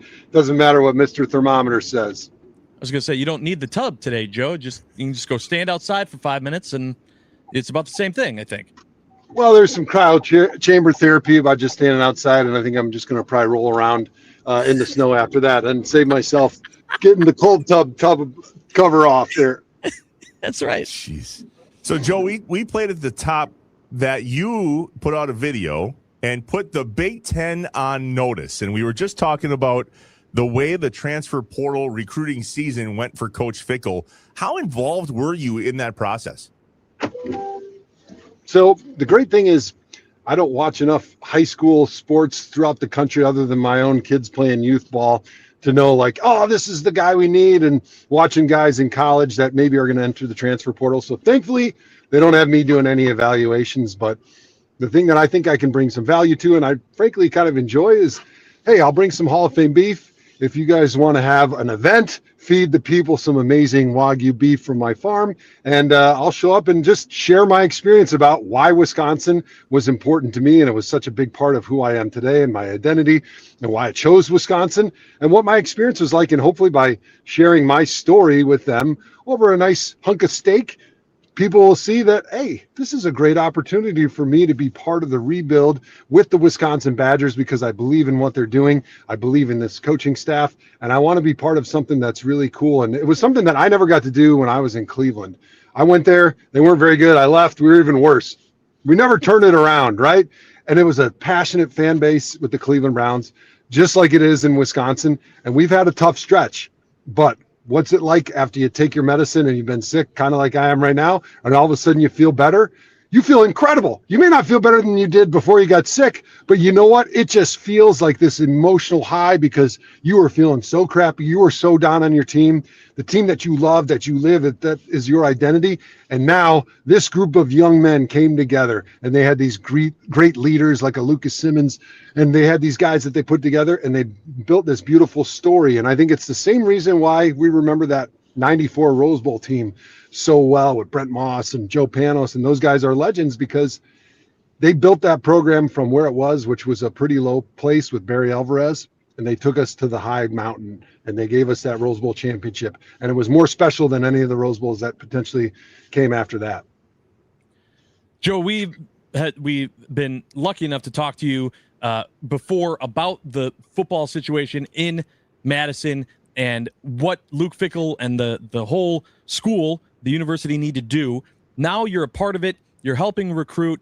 We're hearing great stories. Trevor, before you hopped on with us, telling us about how, that nil period, that transfer portal period, that how the Badgers came out ahead. Can you give us a little bit more in depth of what exactly has all happened since then, and where this team and organization is at now in comparison to where they were before that Chris McIntosh kind of interview saying, no, we're sticking with Luke and we found some money? Well, I think if you go back and look at the reasons on why you started dating and you married Luke Fickell, right? I kind of think about it like a girlfriend, like, you may have had a little rough stretch and you're fighting a little bit and you're like, I don't love this person anymore. And sometimes it's good to go back and be like, well, why did I love them in the first place? All right. So Luke was a great coach in Ohio State, very well respected. He was a great recruiter there. He went to Cincinnati, built that program from nothing to a BCS contender.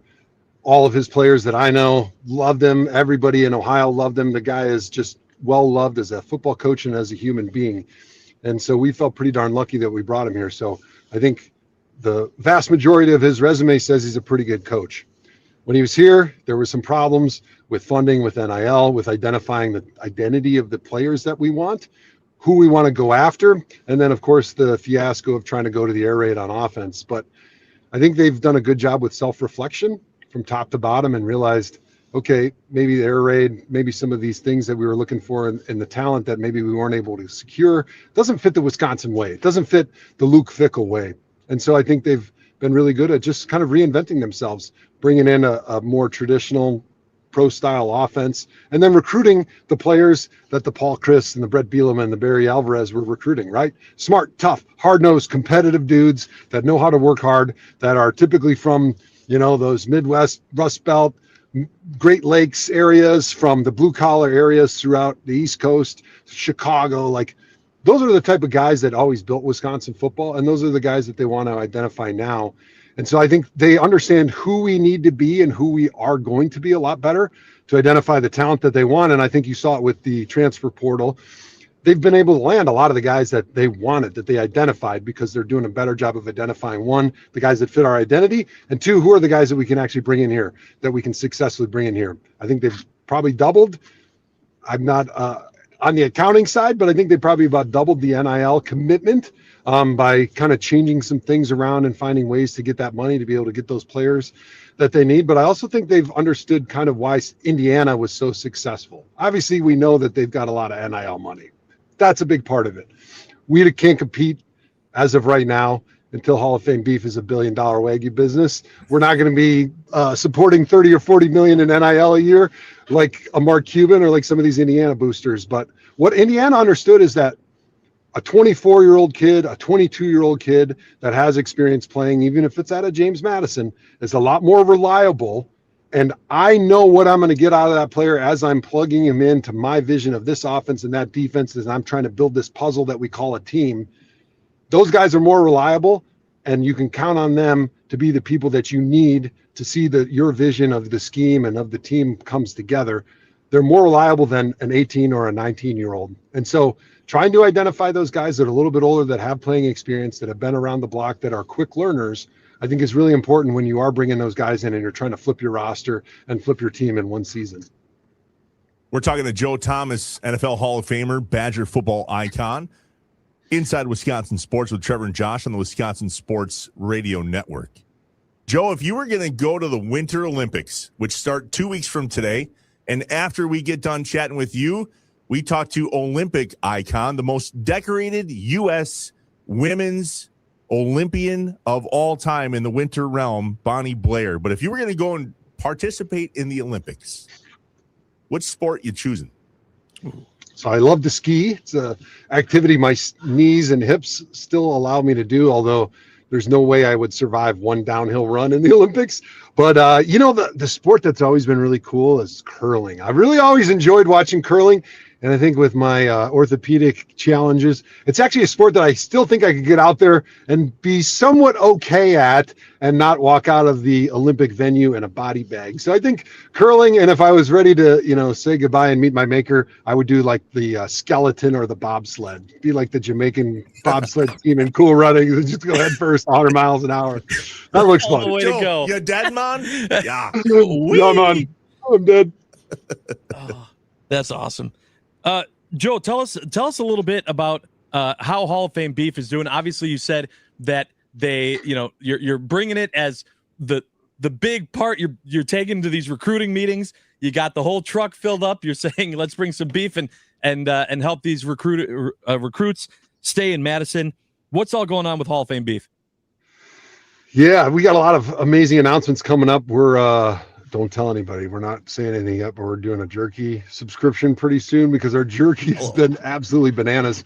That's not public knowledge yet. We haven't announced it, but so we got some awesome stuff because the whole muscle jerky that we make is hands down. All the people that we've sent it to are saying it's the best jerky they've ever had. So we're having a hard time keeping up production. So we're like, hey, let's not sell too much right now because we want to make sure that we can go above and beyond all the commitments that we've made as far as, hey, we can supply you guys. So that's been a really big thing. And, so far we've been selling in Sendix and some other local stores, with us also selling online at halloffamebeef.com. But the big thing is I've always taken this approach with my farm and Hall of Fame beef and the premium Wagyu that we're trying to raise, is that we just want to get 1% better every day. We want to chase perfection, like the old Lombardi. We're not going to get there, but if we try to chase perfection and be perfect with everything we do every day, we're going to be damn good. And so we're continually trying to improve on the genetic side of thing. The feed, we're always just changing how we're raising them with the different feed profiles to change the buttery mouthfeel on the other side, the different pasture mixes that we're using to try to raise them on grass and improve the health quality of the beef. We're doing more testing with UC Davis out there in California to give us a good idea of like, hey, we think we're doing the right things, but let's let science tell us with actually testing the meat if, hey, these antioxidants are in there the way that we want. This healthier fat is in there the way we want. That it's a beef, but it's like eating salmon because of the high level of oleic acid and omega-3s and antioxidants. So it's a better for you beef. And we're making another announcement. I can't say exactly just yet, but we're starting to reach now enough scale on the farm with enough of our cattle that we're going to be able to start servicing a lot of restaurants, grocery stores, and retail throughout the state of Wisconsin, so that the great people in the state of Wisconsin can now be officially part of my family. The business that I started just to feed my own kids and my family really healthy, high quality meat that we know what they've been fed and we know what they came from, expanded to my family and then my friends and then my small circle in West Madison and Cleveland. And now the state of Wisconsin is in the family, hopefully very, very soon. So it's an exciting announcement for us. I appreciate you guys allowing me to come on with my cold and talk about my bobsled Olympic career that's going to happen here someday. Love it. You remember Bonnie Blair when we were kids? Oh, yeah. We were actually in the same Wisconsin sports Hall of Fame class. Actually, that might not be exactly true, but she was there and I got to meet her during my Wisconsin Sports Hall of Fame induction because I think she was already in there. But it was the highlight of that entire night for me and the family because she was such a hero and she was right down the road from me growing up in Brookfield. I think she was from West Dallas. And it was just so amazing watching her story and, being captivated by the Winter Olympics. Like every kid is captivated by the Olympics, and especially if they're a hometown hero. I was telling Josh, we've gotten the chance to talk to a lot of people, whether it's on the radio show like this or on the Inside Wisconsin podcast, yourself included. And it's amazing. And yet I don't quite what I would call fangirl out. But when Bonnie Blair answered my phone call, I lost my mind. She's absolutely incredible. And by the way, as we let you go, I don't care who says what, it's Wagyu. Don't let somebody tell you that our A's are messed up in Wisconsin. It is Wagyu beef. That's right. What? People get on me all the time, it's Wagyu, it's Wagyu. And I'm like, I'm from Wisconsin. Don't do that thing to me, making fun of how we talk. All right. It's just how we're saying things. All right. It's Wagyu. It's how we say our A's when you're from Wisconsin. All right. Come on. I love it. Love it. Joe, we're so grateful when you jump on with us, man. Thanks for letting us reach out and tap in and check in with you. HallOfFameBeef.com if you want to get some of that Wagyu on your plate. We appreciate you. We'll talk to you soon. Hey, thanks for having me on, guys. Say hi to Bonnie. She's amazing. A better person than she was Olympian, which is hard to imagine. Yeah, right. Exactly. Thanks, All right, Joe. dude. We'll see you soon. See you guys. Joe Thomas joining us on the Wisconsin Sports Radio Network guest hotline, powered by Gruber Law. One call, that's all. Well, that's how we're going to start that interview coming up next. Hey, Bonnie Blair. Joe Thomas says hello. Yeah, right. She's going to go, who? No, she won't. Although it might be funny if she does. I'm not She gonna lie. might. All right. When we come back, the most decorated female Winter Olympian of all time. And we claim her here in Wisconsin because she grew up in West Dallas and she trained at the Pettit National Ice Center just outside of Milwaukee. Bonnie Blair up next on Inside Wisconsin Sports with Trevor and Josh, live from the Wisconsin Sports Radio Network studios, powered by the Potawatomi Sportsbook.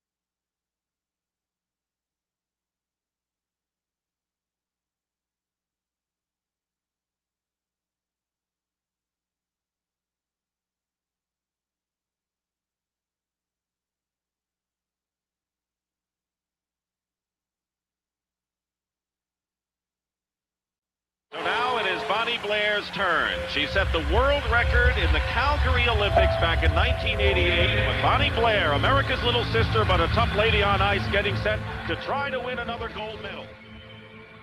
Bonnie is very mentally tough. She's strong, has some of the best technique, especially in the corners of any of the skaters out here. She should have one of the fastest opening 100 meters. If she can do that and is confident in these turns, I think she is going to have the fastest 500 meters. And she is at 10.6. Not as good as her best 100-meter time, but there she goes. Bonnie Blair finishes on the outer, looking for her 4th Olympic gold medal. Here she comes, Bonnie Blair, trying to move into the lead here. She needs to if she's to win another gold, and her time is 39.25. And Bonnie Blair has moved into the lead. She couldn't do any better. She's in first place. Woo! That gives you the goosies. Man. Listening to an old-time call, not that old, a call from a while back. Careful. Yeah. Of Bonnie Blair winning gold is just amazing to me. We're inside Wisconsin Sports with Trevor and Josh, and we are overjoyed to welcome onto the program on the Wisconsin Sports Radio Network guest hotline, powered by Gruber Law. One call, that's all. Our friend, Bonnie Blair, who's not Bonnie Blair anymore. How many years have you been Krejcik? Let's see, since 96. So yeah, it's been a while. Amazing. Nice So good to see you. Chat with you guys. Yeah. Gives you chills, or is that just the outside temperature? I'm not sure. You ain't kidding. No, these are the better chills. We like these chills. Somebody might call it ice making weather, which is good because the Olympics are just a few weeks away. So first up, let's catch up with you. How often at this time of the year when the Winter Olympics are coming on, are you the person here in Wisconsin that go, well, we're going to have to talk to Bonnie Blair? Yeah, but yeah, it's been kind of crazy here in the last couple of weeks. I'm like, oh my gosh, like everybody all at once. But you know what? I'm excited that those like you guys are excited for the games, right? And with something that comes once every 4 years, you almost wish it came a little bit more often, but something that I seem to think always puts a smile on people's faces, and they for sure get excited about it. No question. Bonnie, I'm sure that you get asked this all the time, but is there one medal, one race that you always want to tell people about more than the others, one that stands out more than the rest? Yeah, I think Calgary, that 500 meters, doing something for the very first time has an unbelievable power and emotion behind it that's, kind of hard to capture again. And it was a world record. And that's not to say my other wins weren't thrilling and exciting. I think they all had their own special, unique feelings for me. But the one in Calgary, yeah, that one kind of was the pinnacle, I think.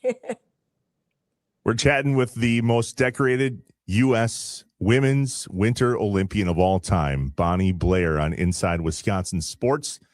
Bonnie, do you still get out to the Pettit National Ice Center out there in West Dallas? I think you're pretty involved with making sure that speed skating, at least here in Wisconsin, is alive and well. Yeah, for sure. Try to get out there, a few times a week. My one reason is our daughter is skating. She was in our Olympic trials, didn't make our team, but kind of more has her sights set on the next games and maybe even the next one. That is, as long as her heart and her body holds out, then she wants to keep going, because then that would be 2034, which would be in Salt Lake, which then is like a home Olympics.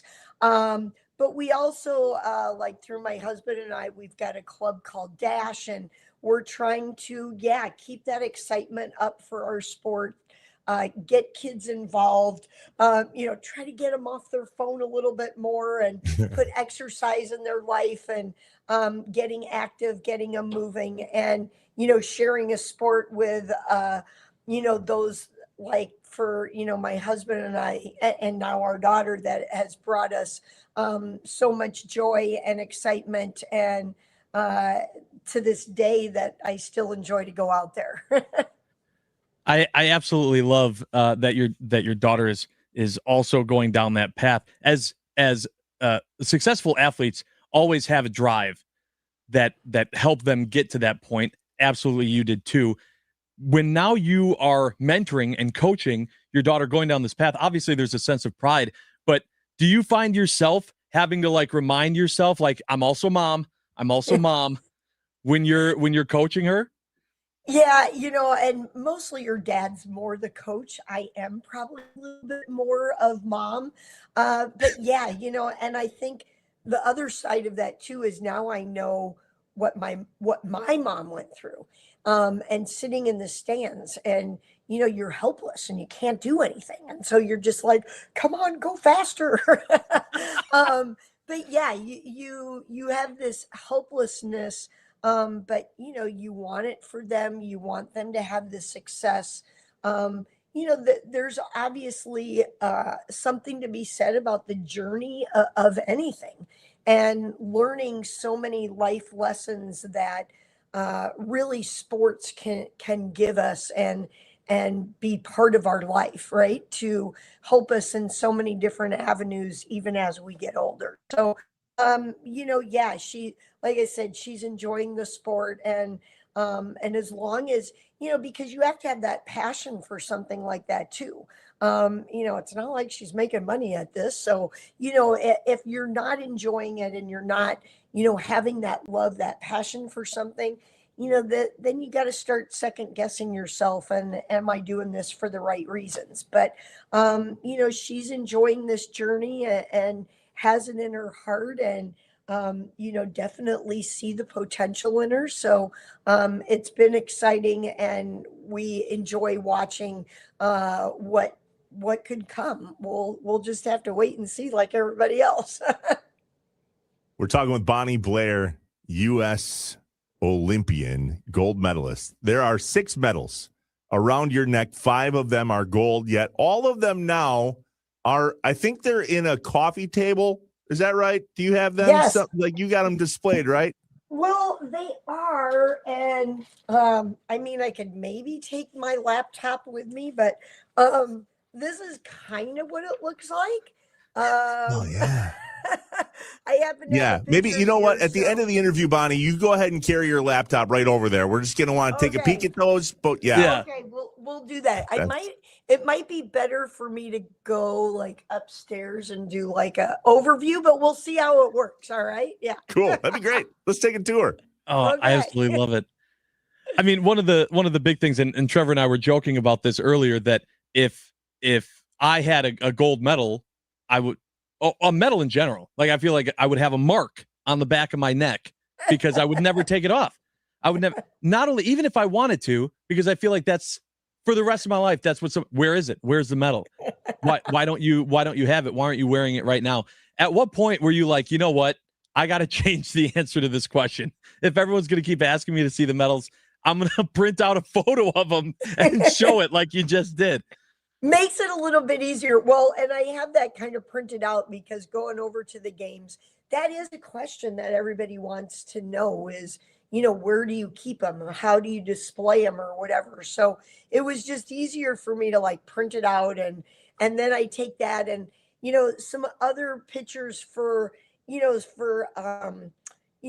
to kind of see like how our skates work, and different things like that, to kind of give people a better, more clear image of what the sport and everything that kind of goes with it is all about. We were just talking with Joe Thomas right before you jumped on Inside Wisconsin Sports. He says hello. Yeah. And he also says how incredible it is that Bonnie Blair is more amazing as a person than she was as an Olympic athlete, which is saying something.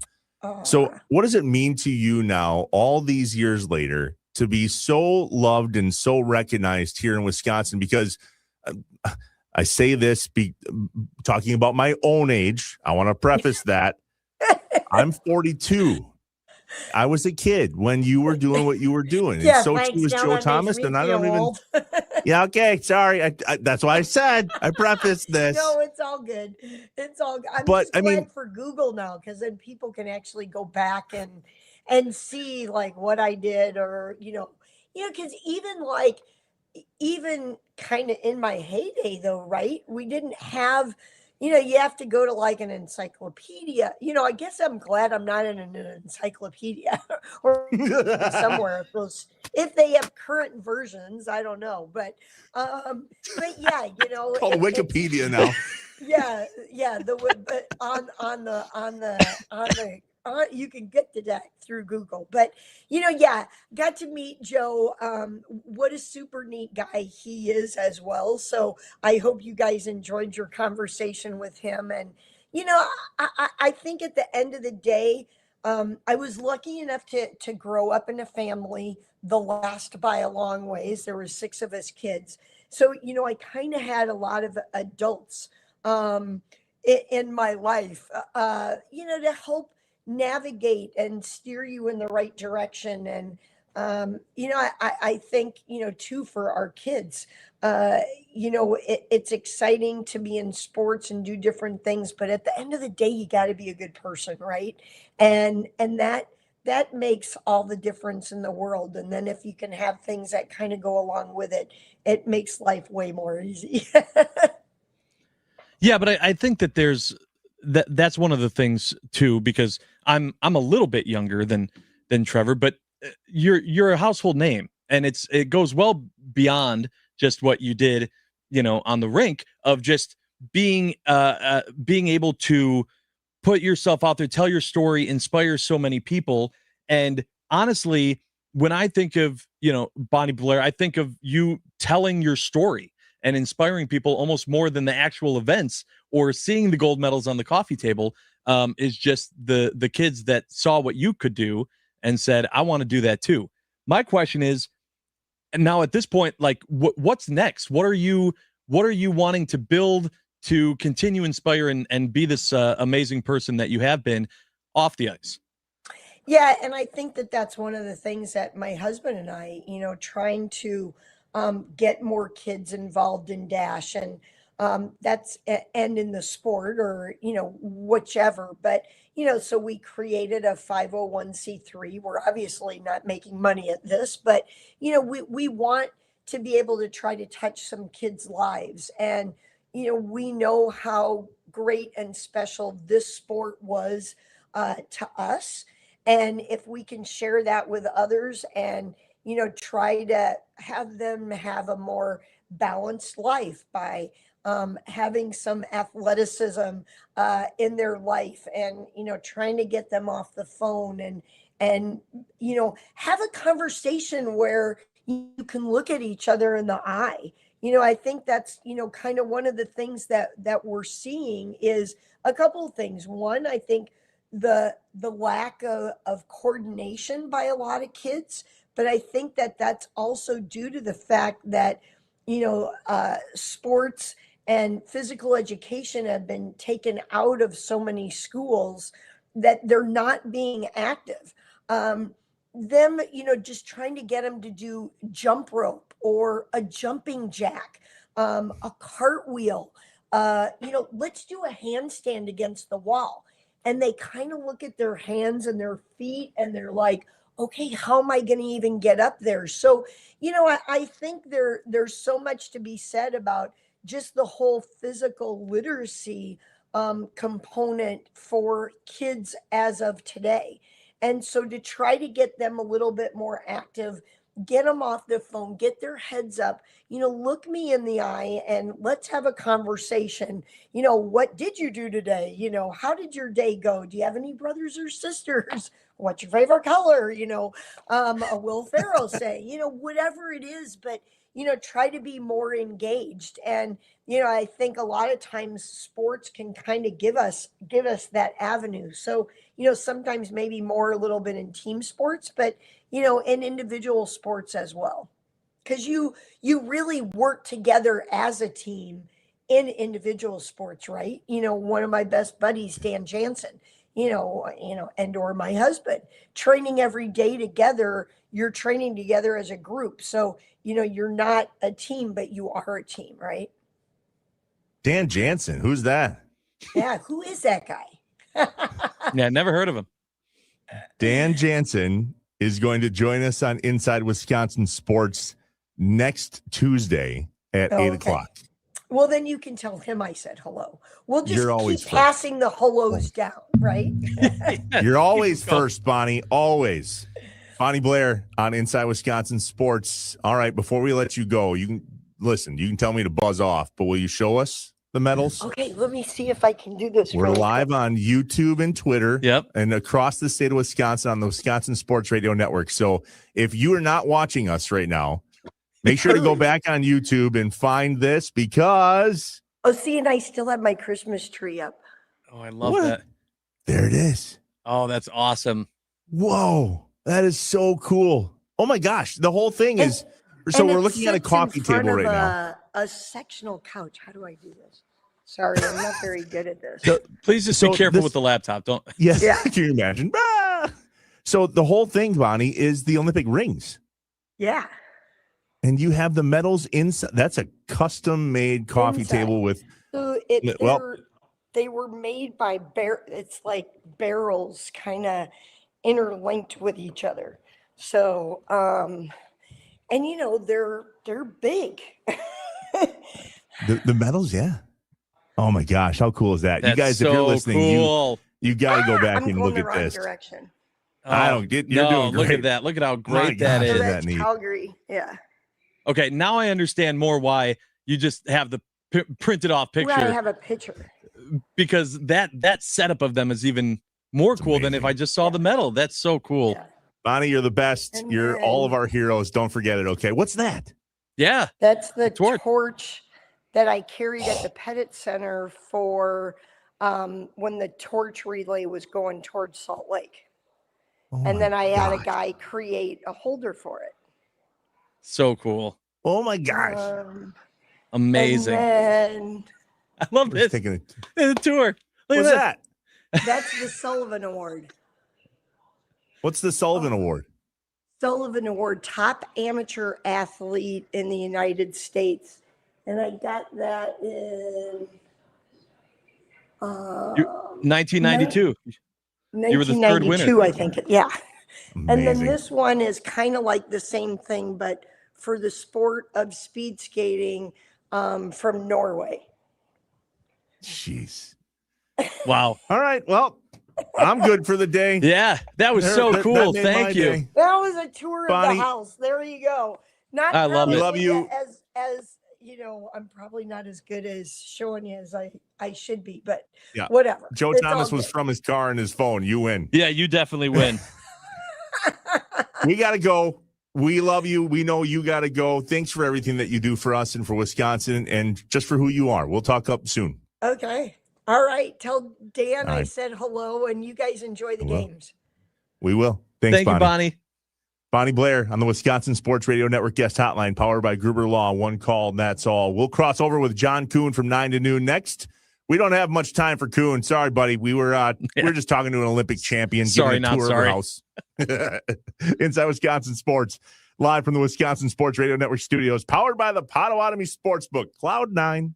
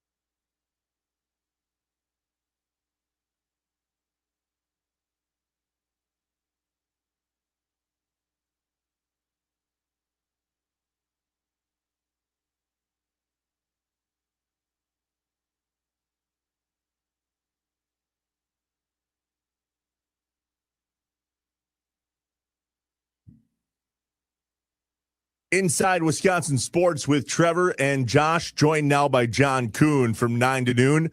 Up next here on the Wisconsin Sports Radio Network. John, we just took a tour of Bonnie Blair's house and got to see her gold medals and her trophies. I'm on cloud 9. You take it from here. Yeah, that doesn't suck. I'll tell you what, I've seen a couple gold medals in my life, and Super Bowl ring, gold medal trophy. I mean, that I think she trumps it. I think she trumps my rings. Those things are big and they're heavy. I mean, those things are monsters. So if anybody's ever seen one in real life, they're a lot different than what you think. Well, the other thing is that the way that they're displayed, she has this sick custom coffee table that has like each part of it looks like the Olympic rings, and it has the story, and it says like Calgary 1988, and it has the medal and like the story, everything in each individual one. And I'm like, okay, that's cool. The way you're display, like the displays are cool. How are you displaying your rings, John? Like, I don't display them. I don't have a good display. I'm kind of boring a trophy room like that. I don't have a trophy room. Come on, man. We got to get you a display. Life gets crazy. Life gets in the way sometimes. I had all kinds of big fantasies of how I was going to make this really cool room with all my game balls bordering the ceiling, and or a wall with some game balls on it, two cases that had laser beams shining on them for my Super Bowl rings. Come on, what are we doing? all the signed merchandise from all the Hall of Famers that I played with, on a separate wall. And this would be like a museum. It'd be like the John Kuhn Hall of Fame, right? You come in here and you check out all the cool artifacts that I got from my playing days, whether it was from me or from other really good players. And I could probably charge admission to the damn thing. Is it why doesn't it exist? Because it's the toy room. Oh, come on. Because it's turned into a bonus room that the kids are playing in now, or it's a spare bedroom here, or it's that, or it's the other thing. I mean, Josh, just because I played in the NFL doesn't mean I want a 10,000 square foot house. Give me a break. Well, what room are you in right now? What do you got? You got Barbie's dream house next to you? No, this is a spare bedroom / my workspace.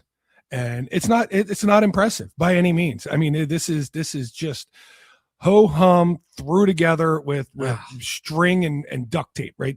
That's what this room is. And I feel bad for saying that. And I should probably remodel it. And you should. God, I hope my wife is not listening to this segment. And you should remodel it. You should put up the game balls with laser lights on the rings and everything you just said. That hyped me up.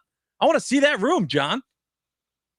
Yeah, I definitely have to put the laser beams up when somebody like you came walking in a room. Yeah. Am I the only one that thinks about, what is it, Austin Powers? Laser beams on their freaking heads. Get to the laser. Not everyone gets to have a room, things to put in that room. Even if I had the space, I wouldn't have anything to put up to display with laser lights. Bowling ball? You got a bowling ball? Yeah, I turned my the bowling ball that I rolled a 300 with. I turned that into a lamp. I do have that in my basement. Everything that I have available in my life to display is on my set behind me. You see that trophy right there, Josh? I don't. That's a Pinewood Derby trophy right there, baby. Oh, Pinewood, yeah. Hell yeah. Yeah. So that's funny. I said one time on shut up. No, see there. That's Little League. That's a signed shut up.